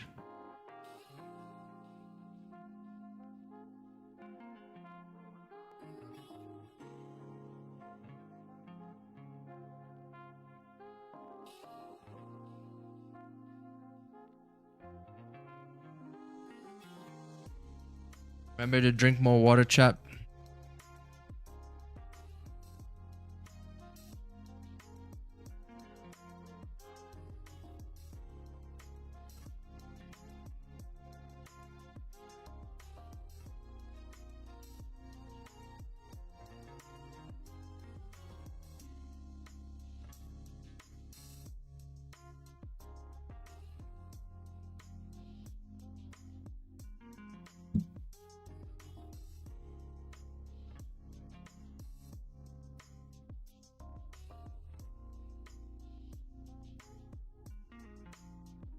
You're a wizard, Harry.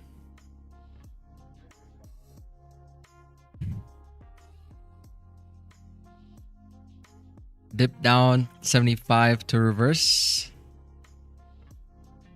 You're a wizard, Harry. Imagine Harry Potter was a trader at a trading desk and he made his first real big move with a hedge fund, right? And then the guy comes and says, "You're a wizard, Harry. You're a wizard of the markets."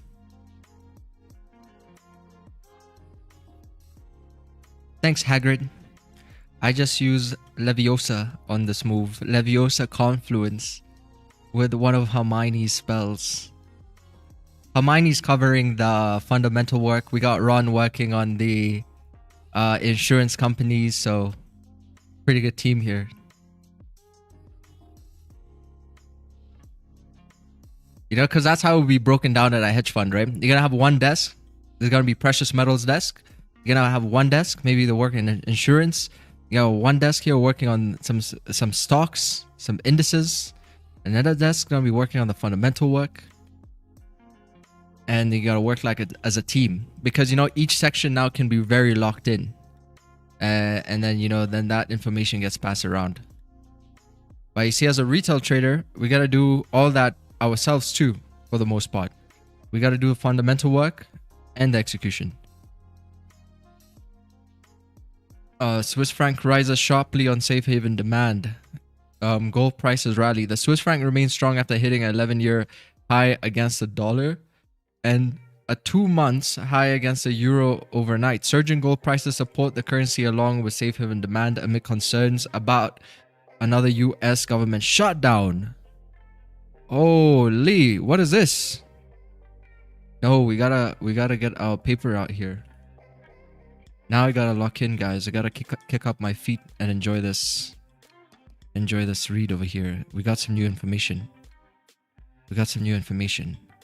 What is this? Surging gold prices support the currency along with safe haven demand amid concerns about another US government shutdown.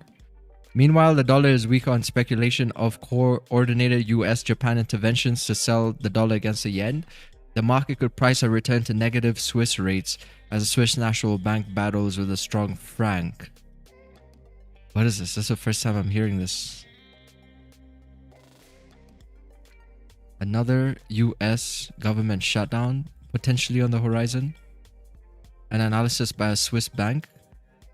Sounds interesting. Investors have plenty to worry about lately, whether it is lower bond yields, expensive stocks, or President Trump's tariffs. Their response has been the same.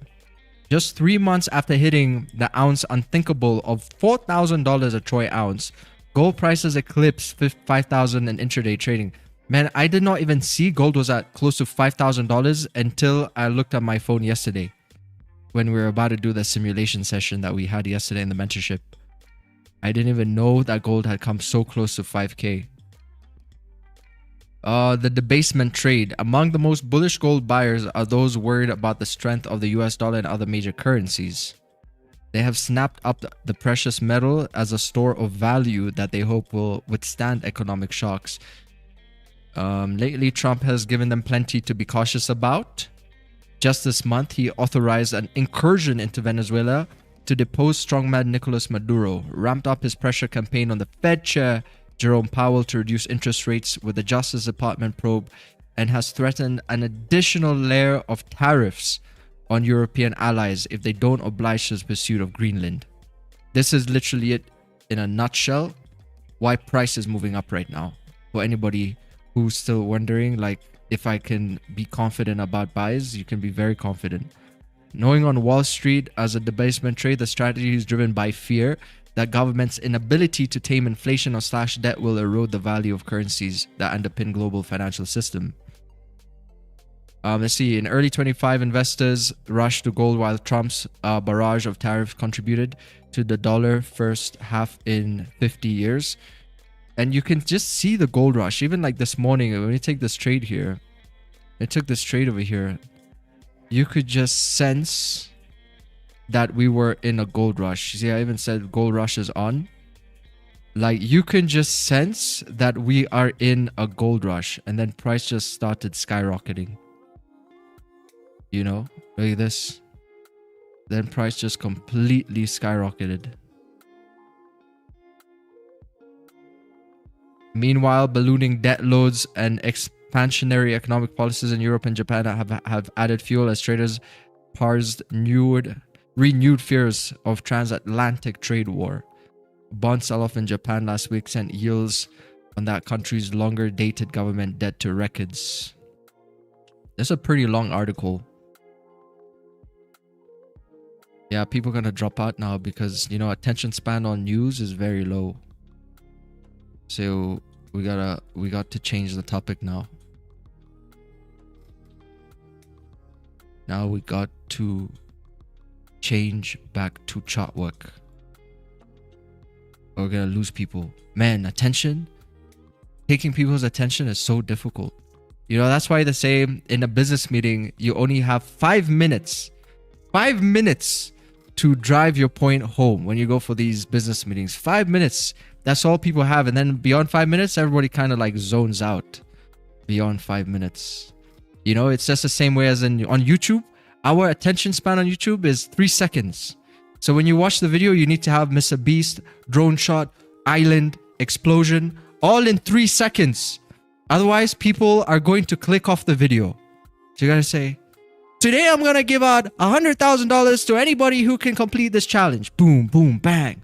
And you know, that's why Netflix is so successful, because in traditional movies, you would leave all the explosions for the final act. But you know what Netflix said? Netflix said, let's have a final act explosion in the first, second, and third act.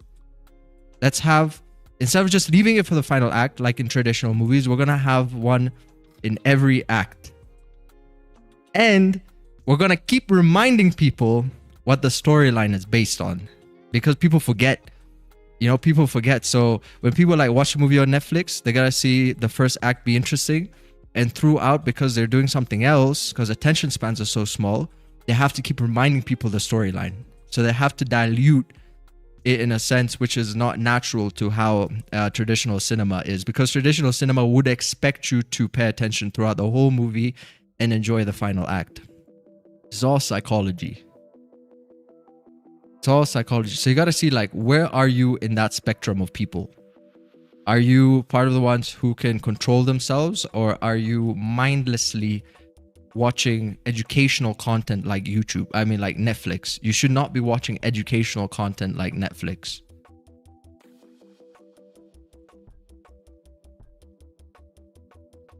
Tetra, I have a friend, his nick in YouTube, and Mr. Y'all, he says you are very handsome and he goes to the gym. Does he have any chance? You have a friend, Nick. His nick in YouTube. He goes to the gym. Does he have any chance? I have no idea. Does he have any chance? I don't know what you're talking about here. He's got to go to the gym.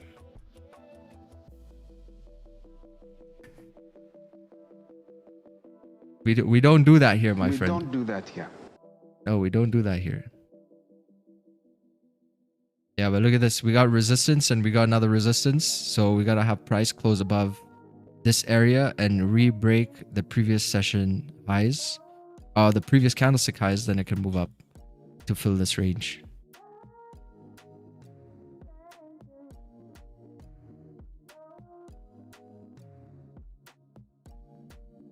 Then it can move up to fill this range. Damn, I know my hair is annoying me today. Just gotta cut it all off. If I make $1 billion, I'll cut my hair. Completely bald like Jeff Bezos. Does look like Jeff Bezos. I'll just be bald on a yacht. Because who gives a shit? At that point. Alright, we got 4 minutes. 4 minutes for candle here to close. And then we're gonna see if Grandpa can, you know, put the barrels in and make sure we can have the shot. I think the shot's within range as well too. So we're able to see like price climb up there. Yeah, I got a big forehead, so that's a scary thing. Got a big forehead. Not as big as Somali foreheads, but it's pretty big. Especially if I shave it.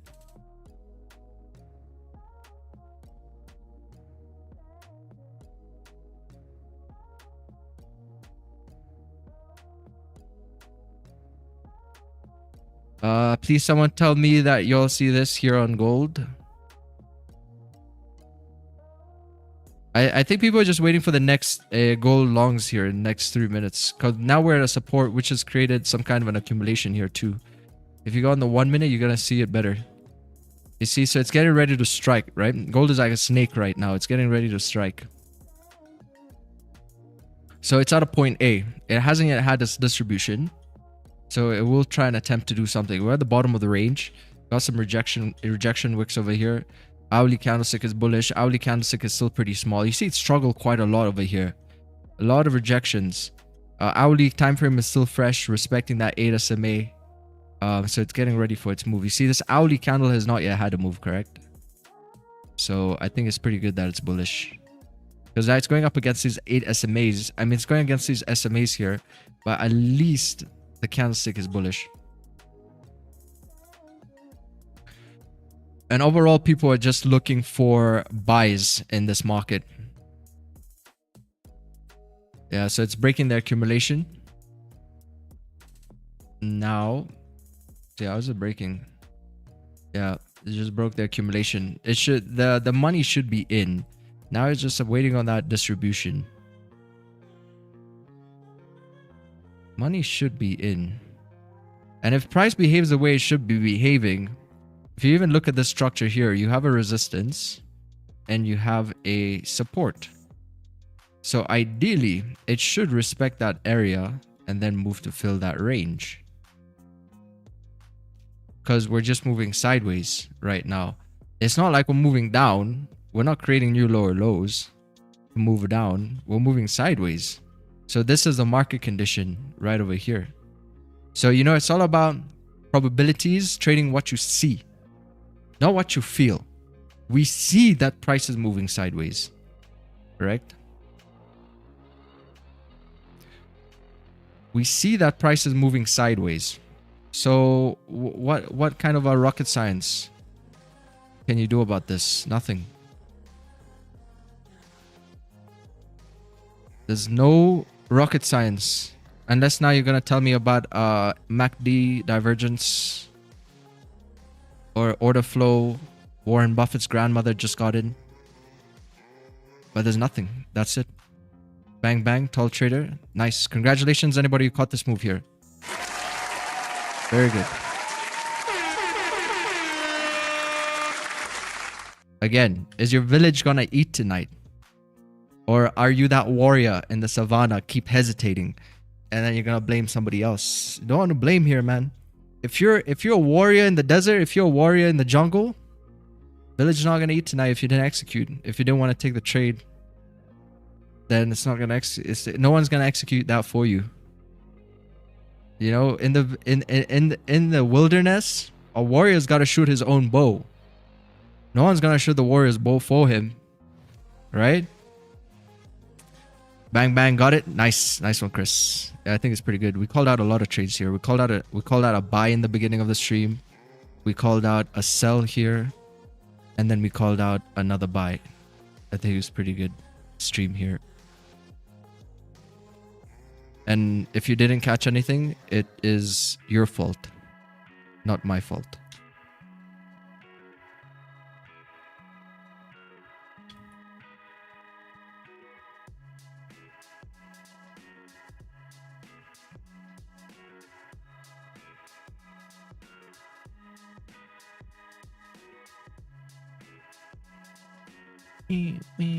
Got it.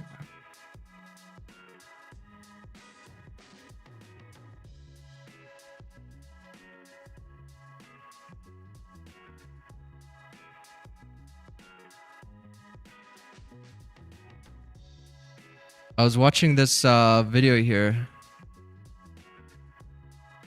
Let's see, can I bring this out like this? And then in here, then here, then here. In order for any of this to make sense, I have to show you this footage, and this has not been shown ever before. This is a world first. I mean, up until now, that's the other thing. You know, we're sitting there. This is so cool. You know, the only thing you've ever seen for it, the guy, this is the first time. This guy's showing us like super HD video. Wait, look at this. You guys are nuts. This is You an see as they're uncontacted rushing in, tribe, there's this but like with desperation, they're really good hungry. footage quality. They Is also that in the water? Is that Ramo in the water? in case? this It's so particular fascinating. video, it's a guy named Liner. They're all going But for like, see these guys? They're fighting over it. It's not that we're all gonna share it later. It's I get mine, you get yours. I get So mine, what you is get that? yours. What is that? Like the market. I get mine, But you here get they're yours. in peaceful mode. For Now, sure. after we'd given them several boatloads of bananas, things did come. This Yeah, is you can kinda tell so who the crazy. bosses Imagine in are. this day and age, we're shooting rockets up into space, and there's people, uncontacted tribes like this, who have no idea when they see a plane fly in the See, even that, sky. as God he's knows pointing what they at, think that What is. are you pointing at? But the cameras are there. And you can still. Because two of them had the exact same, I forget. And they tell Yeah. their children. Dude, owning you know what's so 10,000 crazy? Even all after looking- giving them all that food, they still killed one of the boatmen. And then, So as they were leaving the and then island, we were left with. they might have watching gotten them spooked walk or off something, and they the were shooting beach arrows at the boat. into the Apparently, an jungle with arrow everything went that through we'd the given guy's them. shoulder, out of his belly they button, were like a gone. really long arrow. And so we went downriver. They still the shot at next these day, and the people. community said to us, "Okay, now you understand. This is real. This is terrifying. You felt that fear. You have a duty, if you're going to protect this river, to protect us from them." And Amazing. I always feel like whenever you look back at history like that, you're gonna learn a lot about certain things that it's not always that drive to learn. Always that drive to learn that will help you get really good at what you do, especially because what we do is a very psychological game. And the better you understand people, I always think the better a trader you're gonna become. You know, Warren Buffett, one of the greatest traders of our time, and he's not a great trader because of his technicals, is because Warren Buffett says it himself. When he invests into companies, he invests into people. He doesn't invest into a company, he invests in people. That's what Warren Buffett says. So you see, like, the more you understand human psychology, I believe the better of a trader that you also become. So it's not something that is artificial when you're on these charts. Artificial terminologies. Trading is not about that. It's about understanding psychology of markets, right? Understanding your instrument, your ability to execute, and not let fear scare you away from taking positions as well. Because sometimes it's those scary moves that actually pay off the best, right? But you see, that's a pretty good move here because you're going with the overall trend. Price is moving up bullish. You have amazing clean range to fill. So it's much better than something like USD JPY. But anyway, look at this. The guy who wanted USD JPY, did you catch it? Is your village eating today? Because I gave you that. I can't feed you, but I can tell you where the food is. I'll tell you where the food is. I'll even tell you how to catch it. But will you take the move?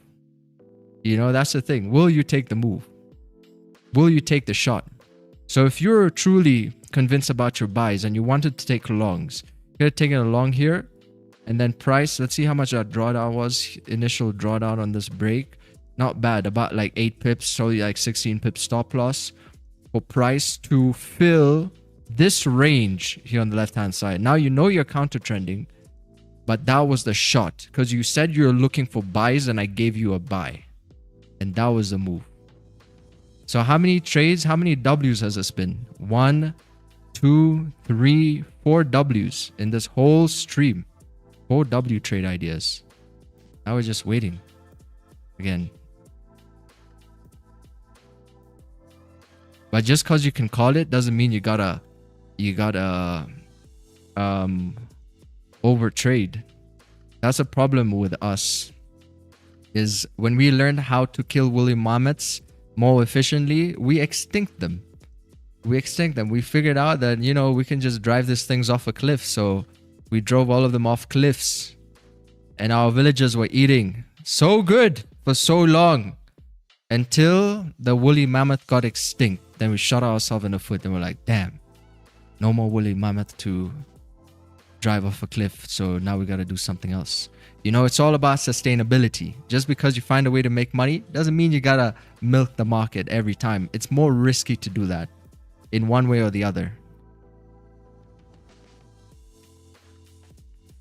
You know, take your one or two kills a day and just call it a day. This tribe is like a market. They don't give a fuck and they take what they want to take. Yes. Yeah, so you see, even those researchers, they had to spend a very limited time with that tribe because it was risky, right? That tribe is like the market.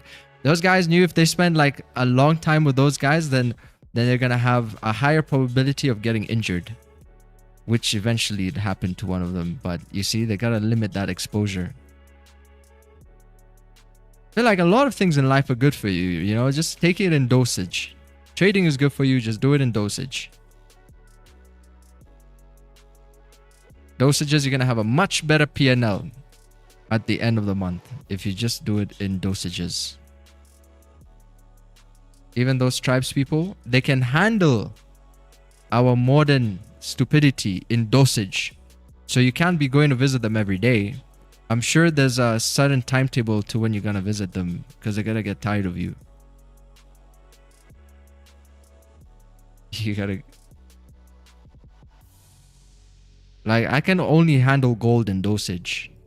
You know, like 1 hour session, that's enough dosage for me because also gold is a bit toxic, you know. Gold is like your toxic friend who's like, you know, it's fun to be around, but you don't want to be around him too much. So you got to handle him in dosage. You're going to have him for a while, have him over for like an hour. And then you got, that's your dosage, you know.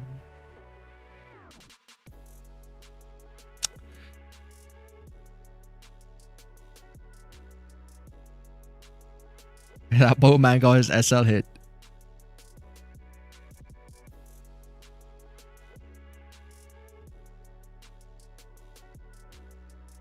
No revive.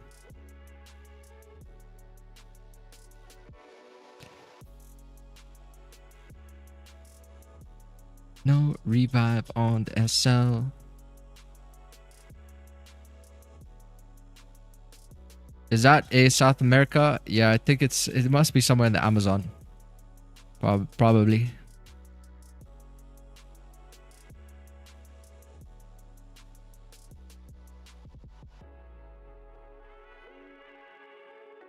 Amazon's quite wild, man. Like,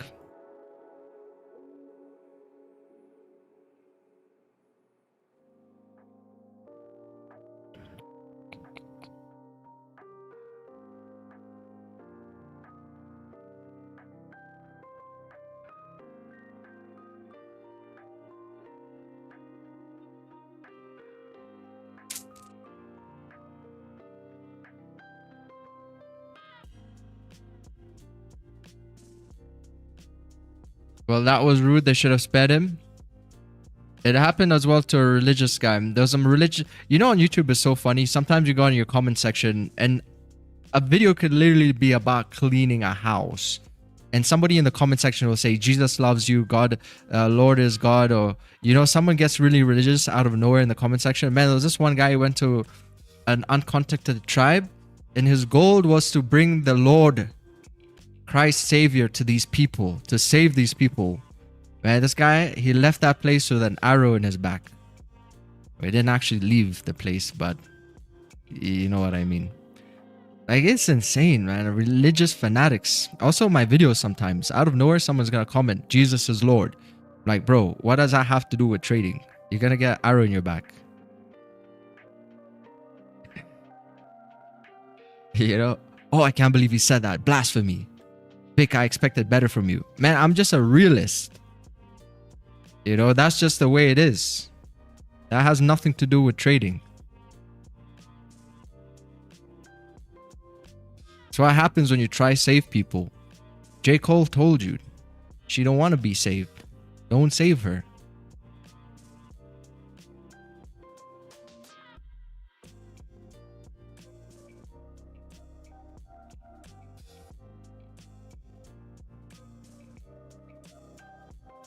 People are too comfortable with forcing their opinions. Yes.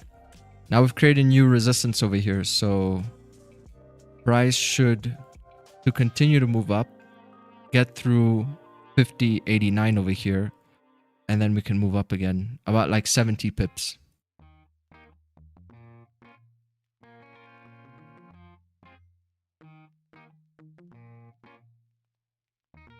Don't save her. She don't want to be saved. It's like GJ, you know, I stopped saving GJ. GJ did not want to be saved.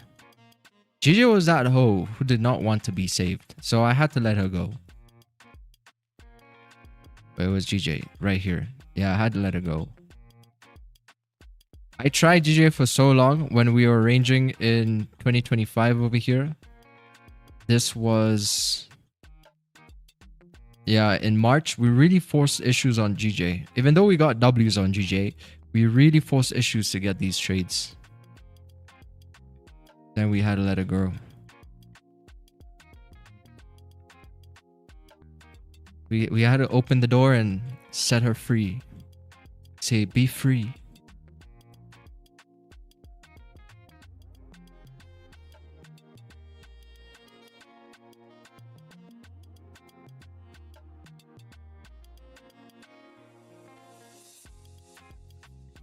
Got 2 minutes. Let's see, candlestick here. 1 minute still setting up.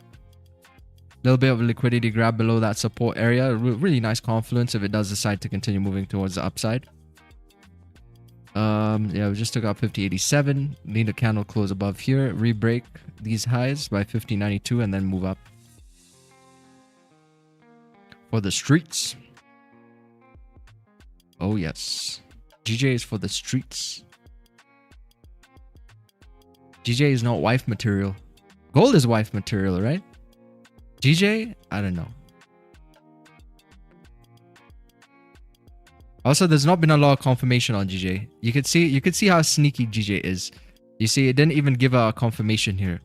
It just moved up. V-shaped reversal. Even USD JPY gave some kind of a confirmation.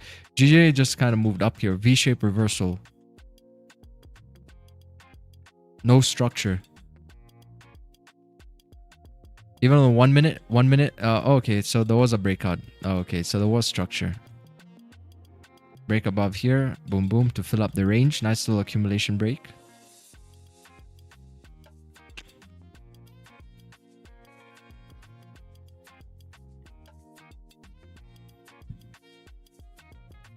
Where is your trading terminal? Use your EYES. Now with the IA, some people think the lower time frame like 5 minute will be no longer profitable. Do you think that it's going to come? Oh, no. Because look, AI has nothing to do with this.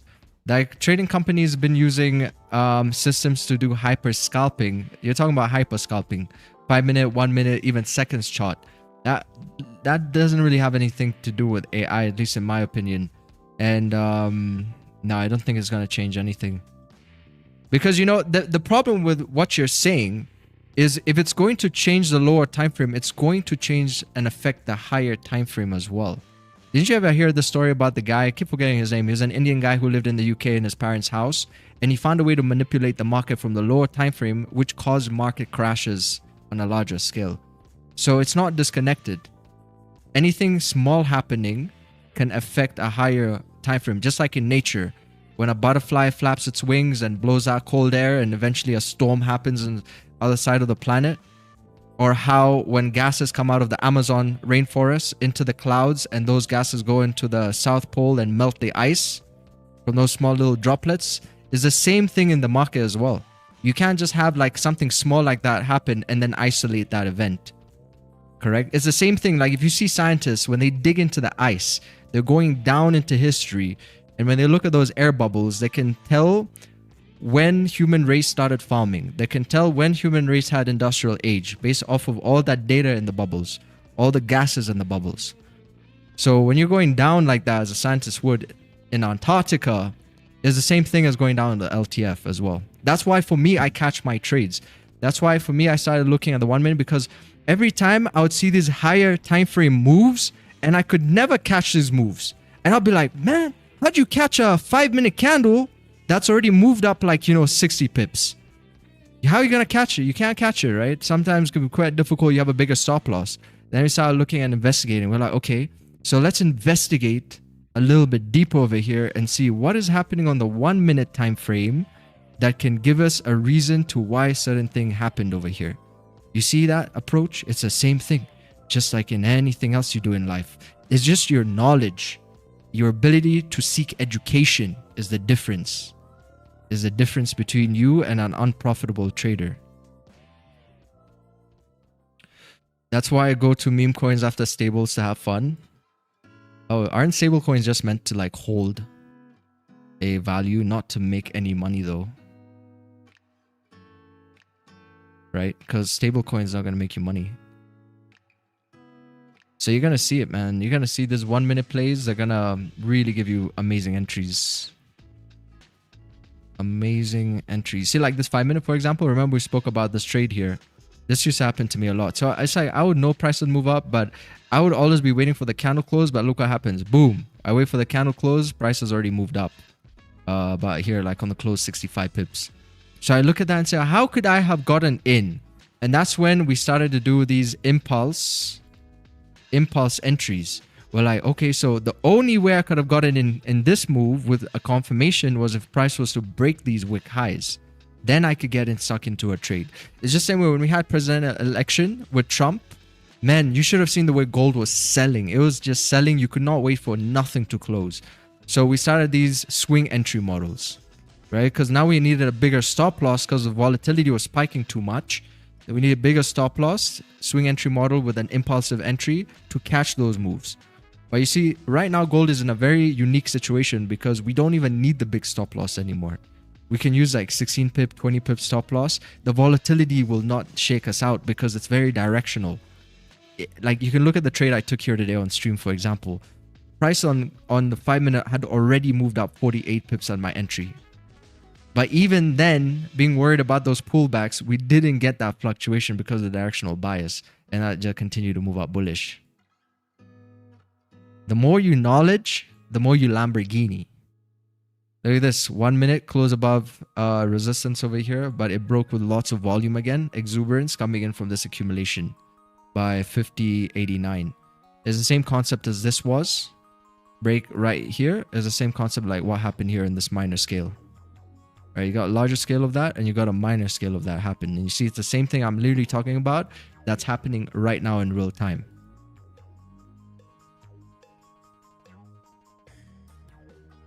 See, price is now going to move up here like 67 pips. Got like 30 seconds for the candle here to close. It is currently in a distribution phase. Thanks for the answer. Hey, welcome. Yeah, if you have never left a message on the stream, make sure you leave a message here for your very first time. Just leave like a 1 or a W. Leave a W on the stream if you've never interacted with the stream today. Leave a W on the stream.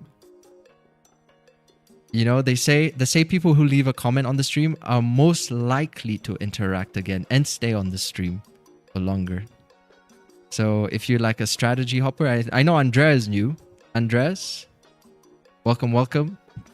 You're most likely to come back to the stream now, just because of that small action that you just did. So if you're the first time on the stream, let's break some ice here. Let's break some ice. Break some ice.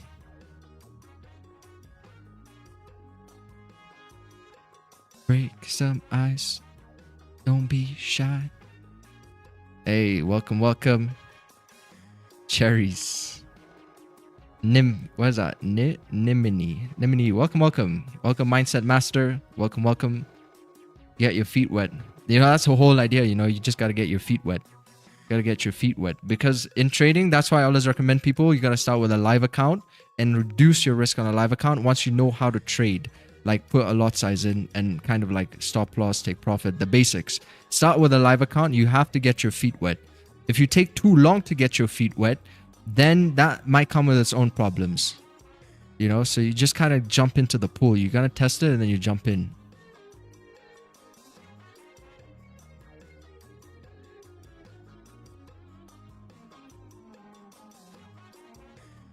If we've all traded gold since 2800, leave a Y. Yeah, we gotta see price break these highs. You see, it didn't really break it too strong here either. Literally only like a 0.8 pip break possibly. It still needs to break like pretty strong because it's still in a distribution phase from this move here that pushed up around 37 points, 37 pips. So you'd ideally like to see that break properly. If you're gonna take like based off a shotgun play to fill up the rest of the range over here. Hey Vic, 2 years on a stream from South Africa. Never comment. FYI, I do hit the like every time. Salute. Hey, thank you, thank you. Away, brother, away. Laka, bro. That's Laka, bro. Shot, my brother. I appreciate you.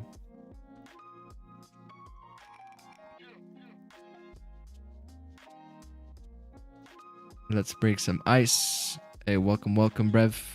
Brett TV. Vincent.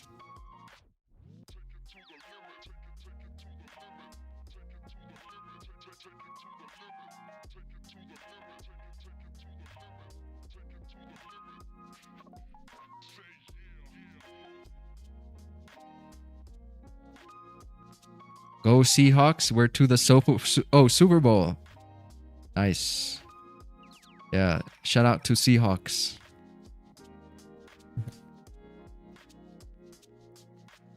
Let's go Seahawks. Yeah, the Seattle Seahawks. It's American football. America. Let's make America great again.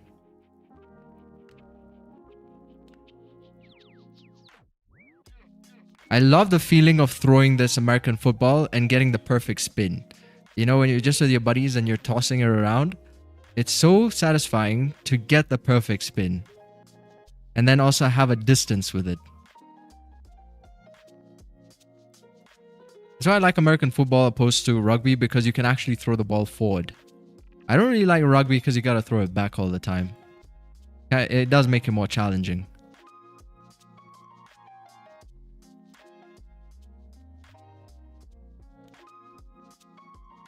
All right, price is breaking above the highs. Let's see if it can follow through. We got a small little shotgun. What do you call it? Kiss of death situation over there.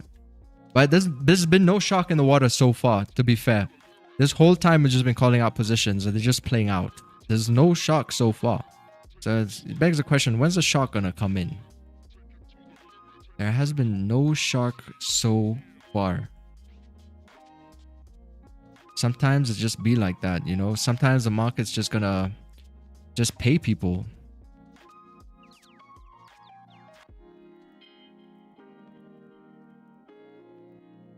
All right, 12 seconds for the 5-minute here to close.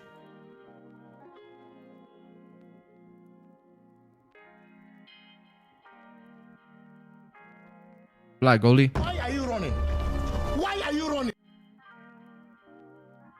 See, what time is it right now? Blah, Red Bull gives you wings. Red Bull gives you wings.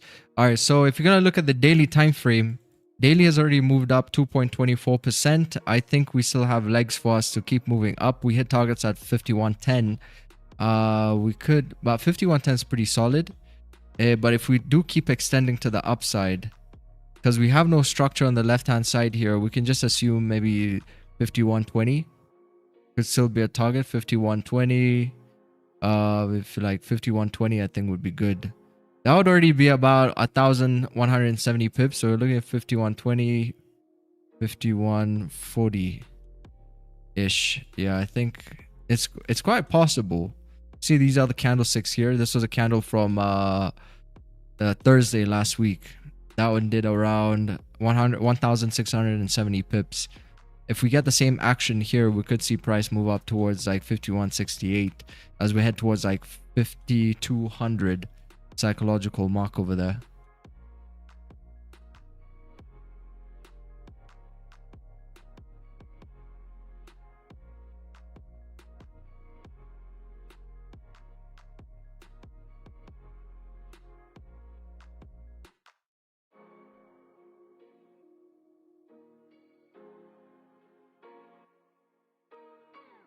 Rugby is so-called safe. Man, it takes a toll on your body. How can I differentiate between overall bias and structure and internal structure? Overall bias is just the direction overall market is going to. Internal structure is your potential price action. Price action is where the strategy is.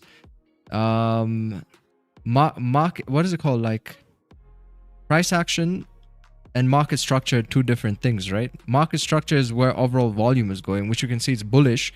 Price action is the thing which helps you, even knowing that it's bullish based off confluences like what we had broken down here, would tell you that price is going to move down in that given moment, right? So the way you tell the difference is just based off of your strategy and the confirmation your strategy gives. Basically, that's so that's why you could take this sell here. This is sell we called out, and then still be okay with a potential, you know, you had a lot of things happening, accumulation, reversal play. There was even a small fake out that happened on this wick. You see that wick is just one wick that happened beyond all of that structure before ripping back down with like SMA confluences, and that creates you like a very nice move. That's price action. That's kind of where you make your money in PA. Market structure doesn't actually help you make money necessarily, just tells you the direction money is flowing towards. So you can see daily bias here is bullish. That's your market structure. It's creating you higher highs on the HDF. Correct. That is just your ability to execute. You see your play and then you take the chance based off of how you feel, how good that trade is gonna be. Especially if you're getting loads of confluence.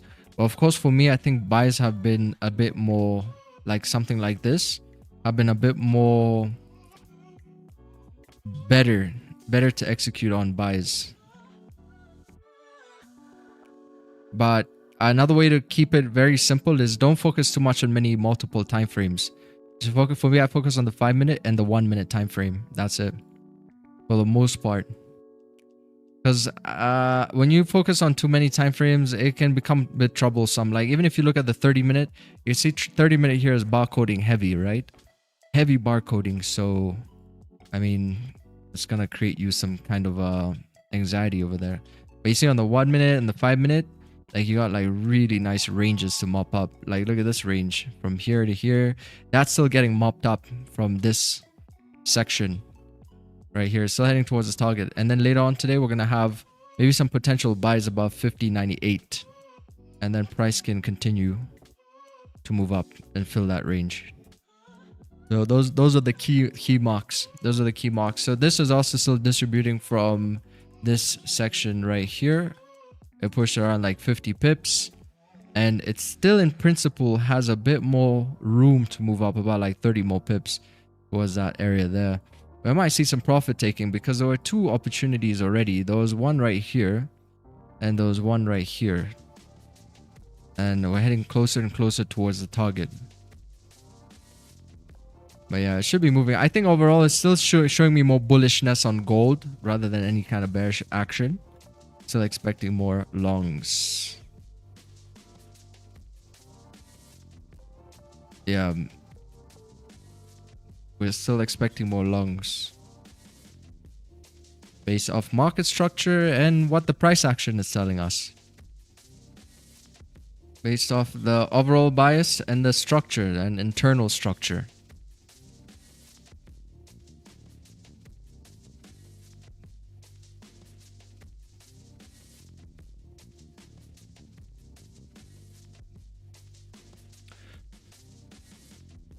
Oh, I don't know.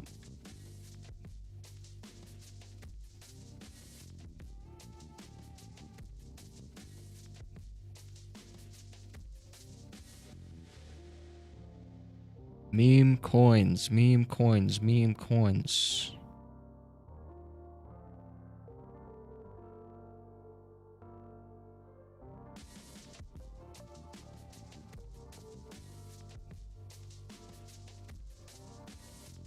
$5.46.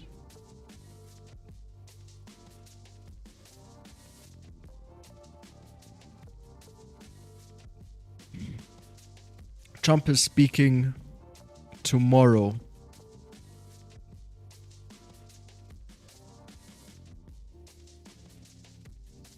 I watched a whole season of Snowfall in 3 days. W series. I wanted to watch it again. Guy's quite motivational, huh? I watched. I think I watched a little bit of season 1, but I really want to lock in. I really want to lock in a good series and watch. Maybe the industry. I don't know if like the industry is something I really want to watch. You know, it's kind of it's kind of stressful watching like trading series. If you do trading for a living, like it kind of is stressful. I actually guess it's the reason why actors don't watch their own movies. It's actually hard to watch your own movie, I suppose, and enjoy it because all you're gonna think is like work. That's all you're gonna think about. It's like just that day and the work that you put in. So it's like you can't even enjoy it that much. You're taking on in dosages. But you know what? Watching like previous trade at a hedge fund, I know it can get like a bit tiresome. Because after trading, man, I don't want to like really talk about trading. I don't want to look at trading really that much until the next time I want to come and execute. It's like just a place or portal where you get money, right? You just put your hand through a portal, you get a bit of money and you leave. That's all that it is. You have whips. Billions? Yeah, Billions is good. Billions is one that I actually finished. But that's because I was still learning how to trade.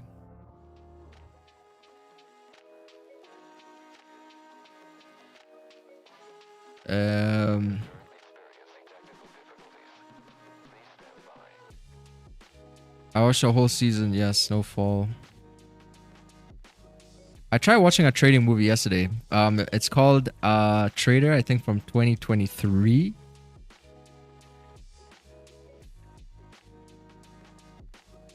Yeah, it's this movie here. I try watching it. It's like a thriller.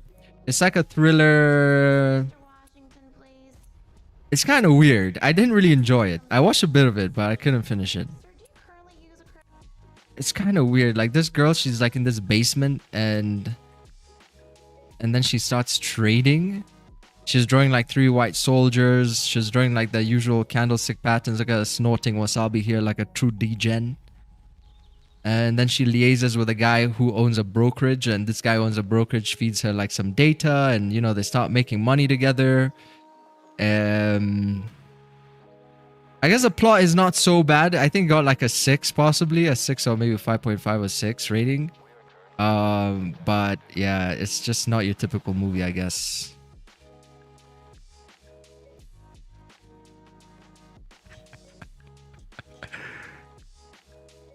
Yeah. All right. Anyway, I'm gonna head off here, guys. I'll see you all tomorrow for London session open. Adios, everybody. Take care. Don't overtrade. Don't over risk, and I'll see you in the next one.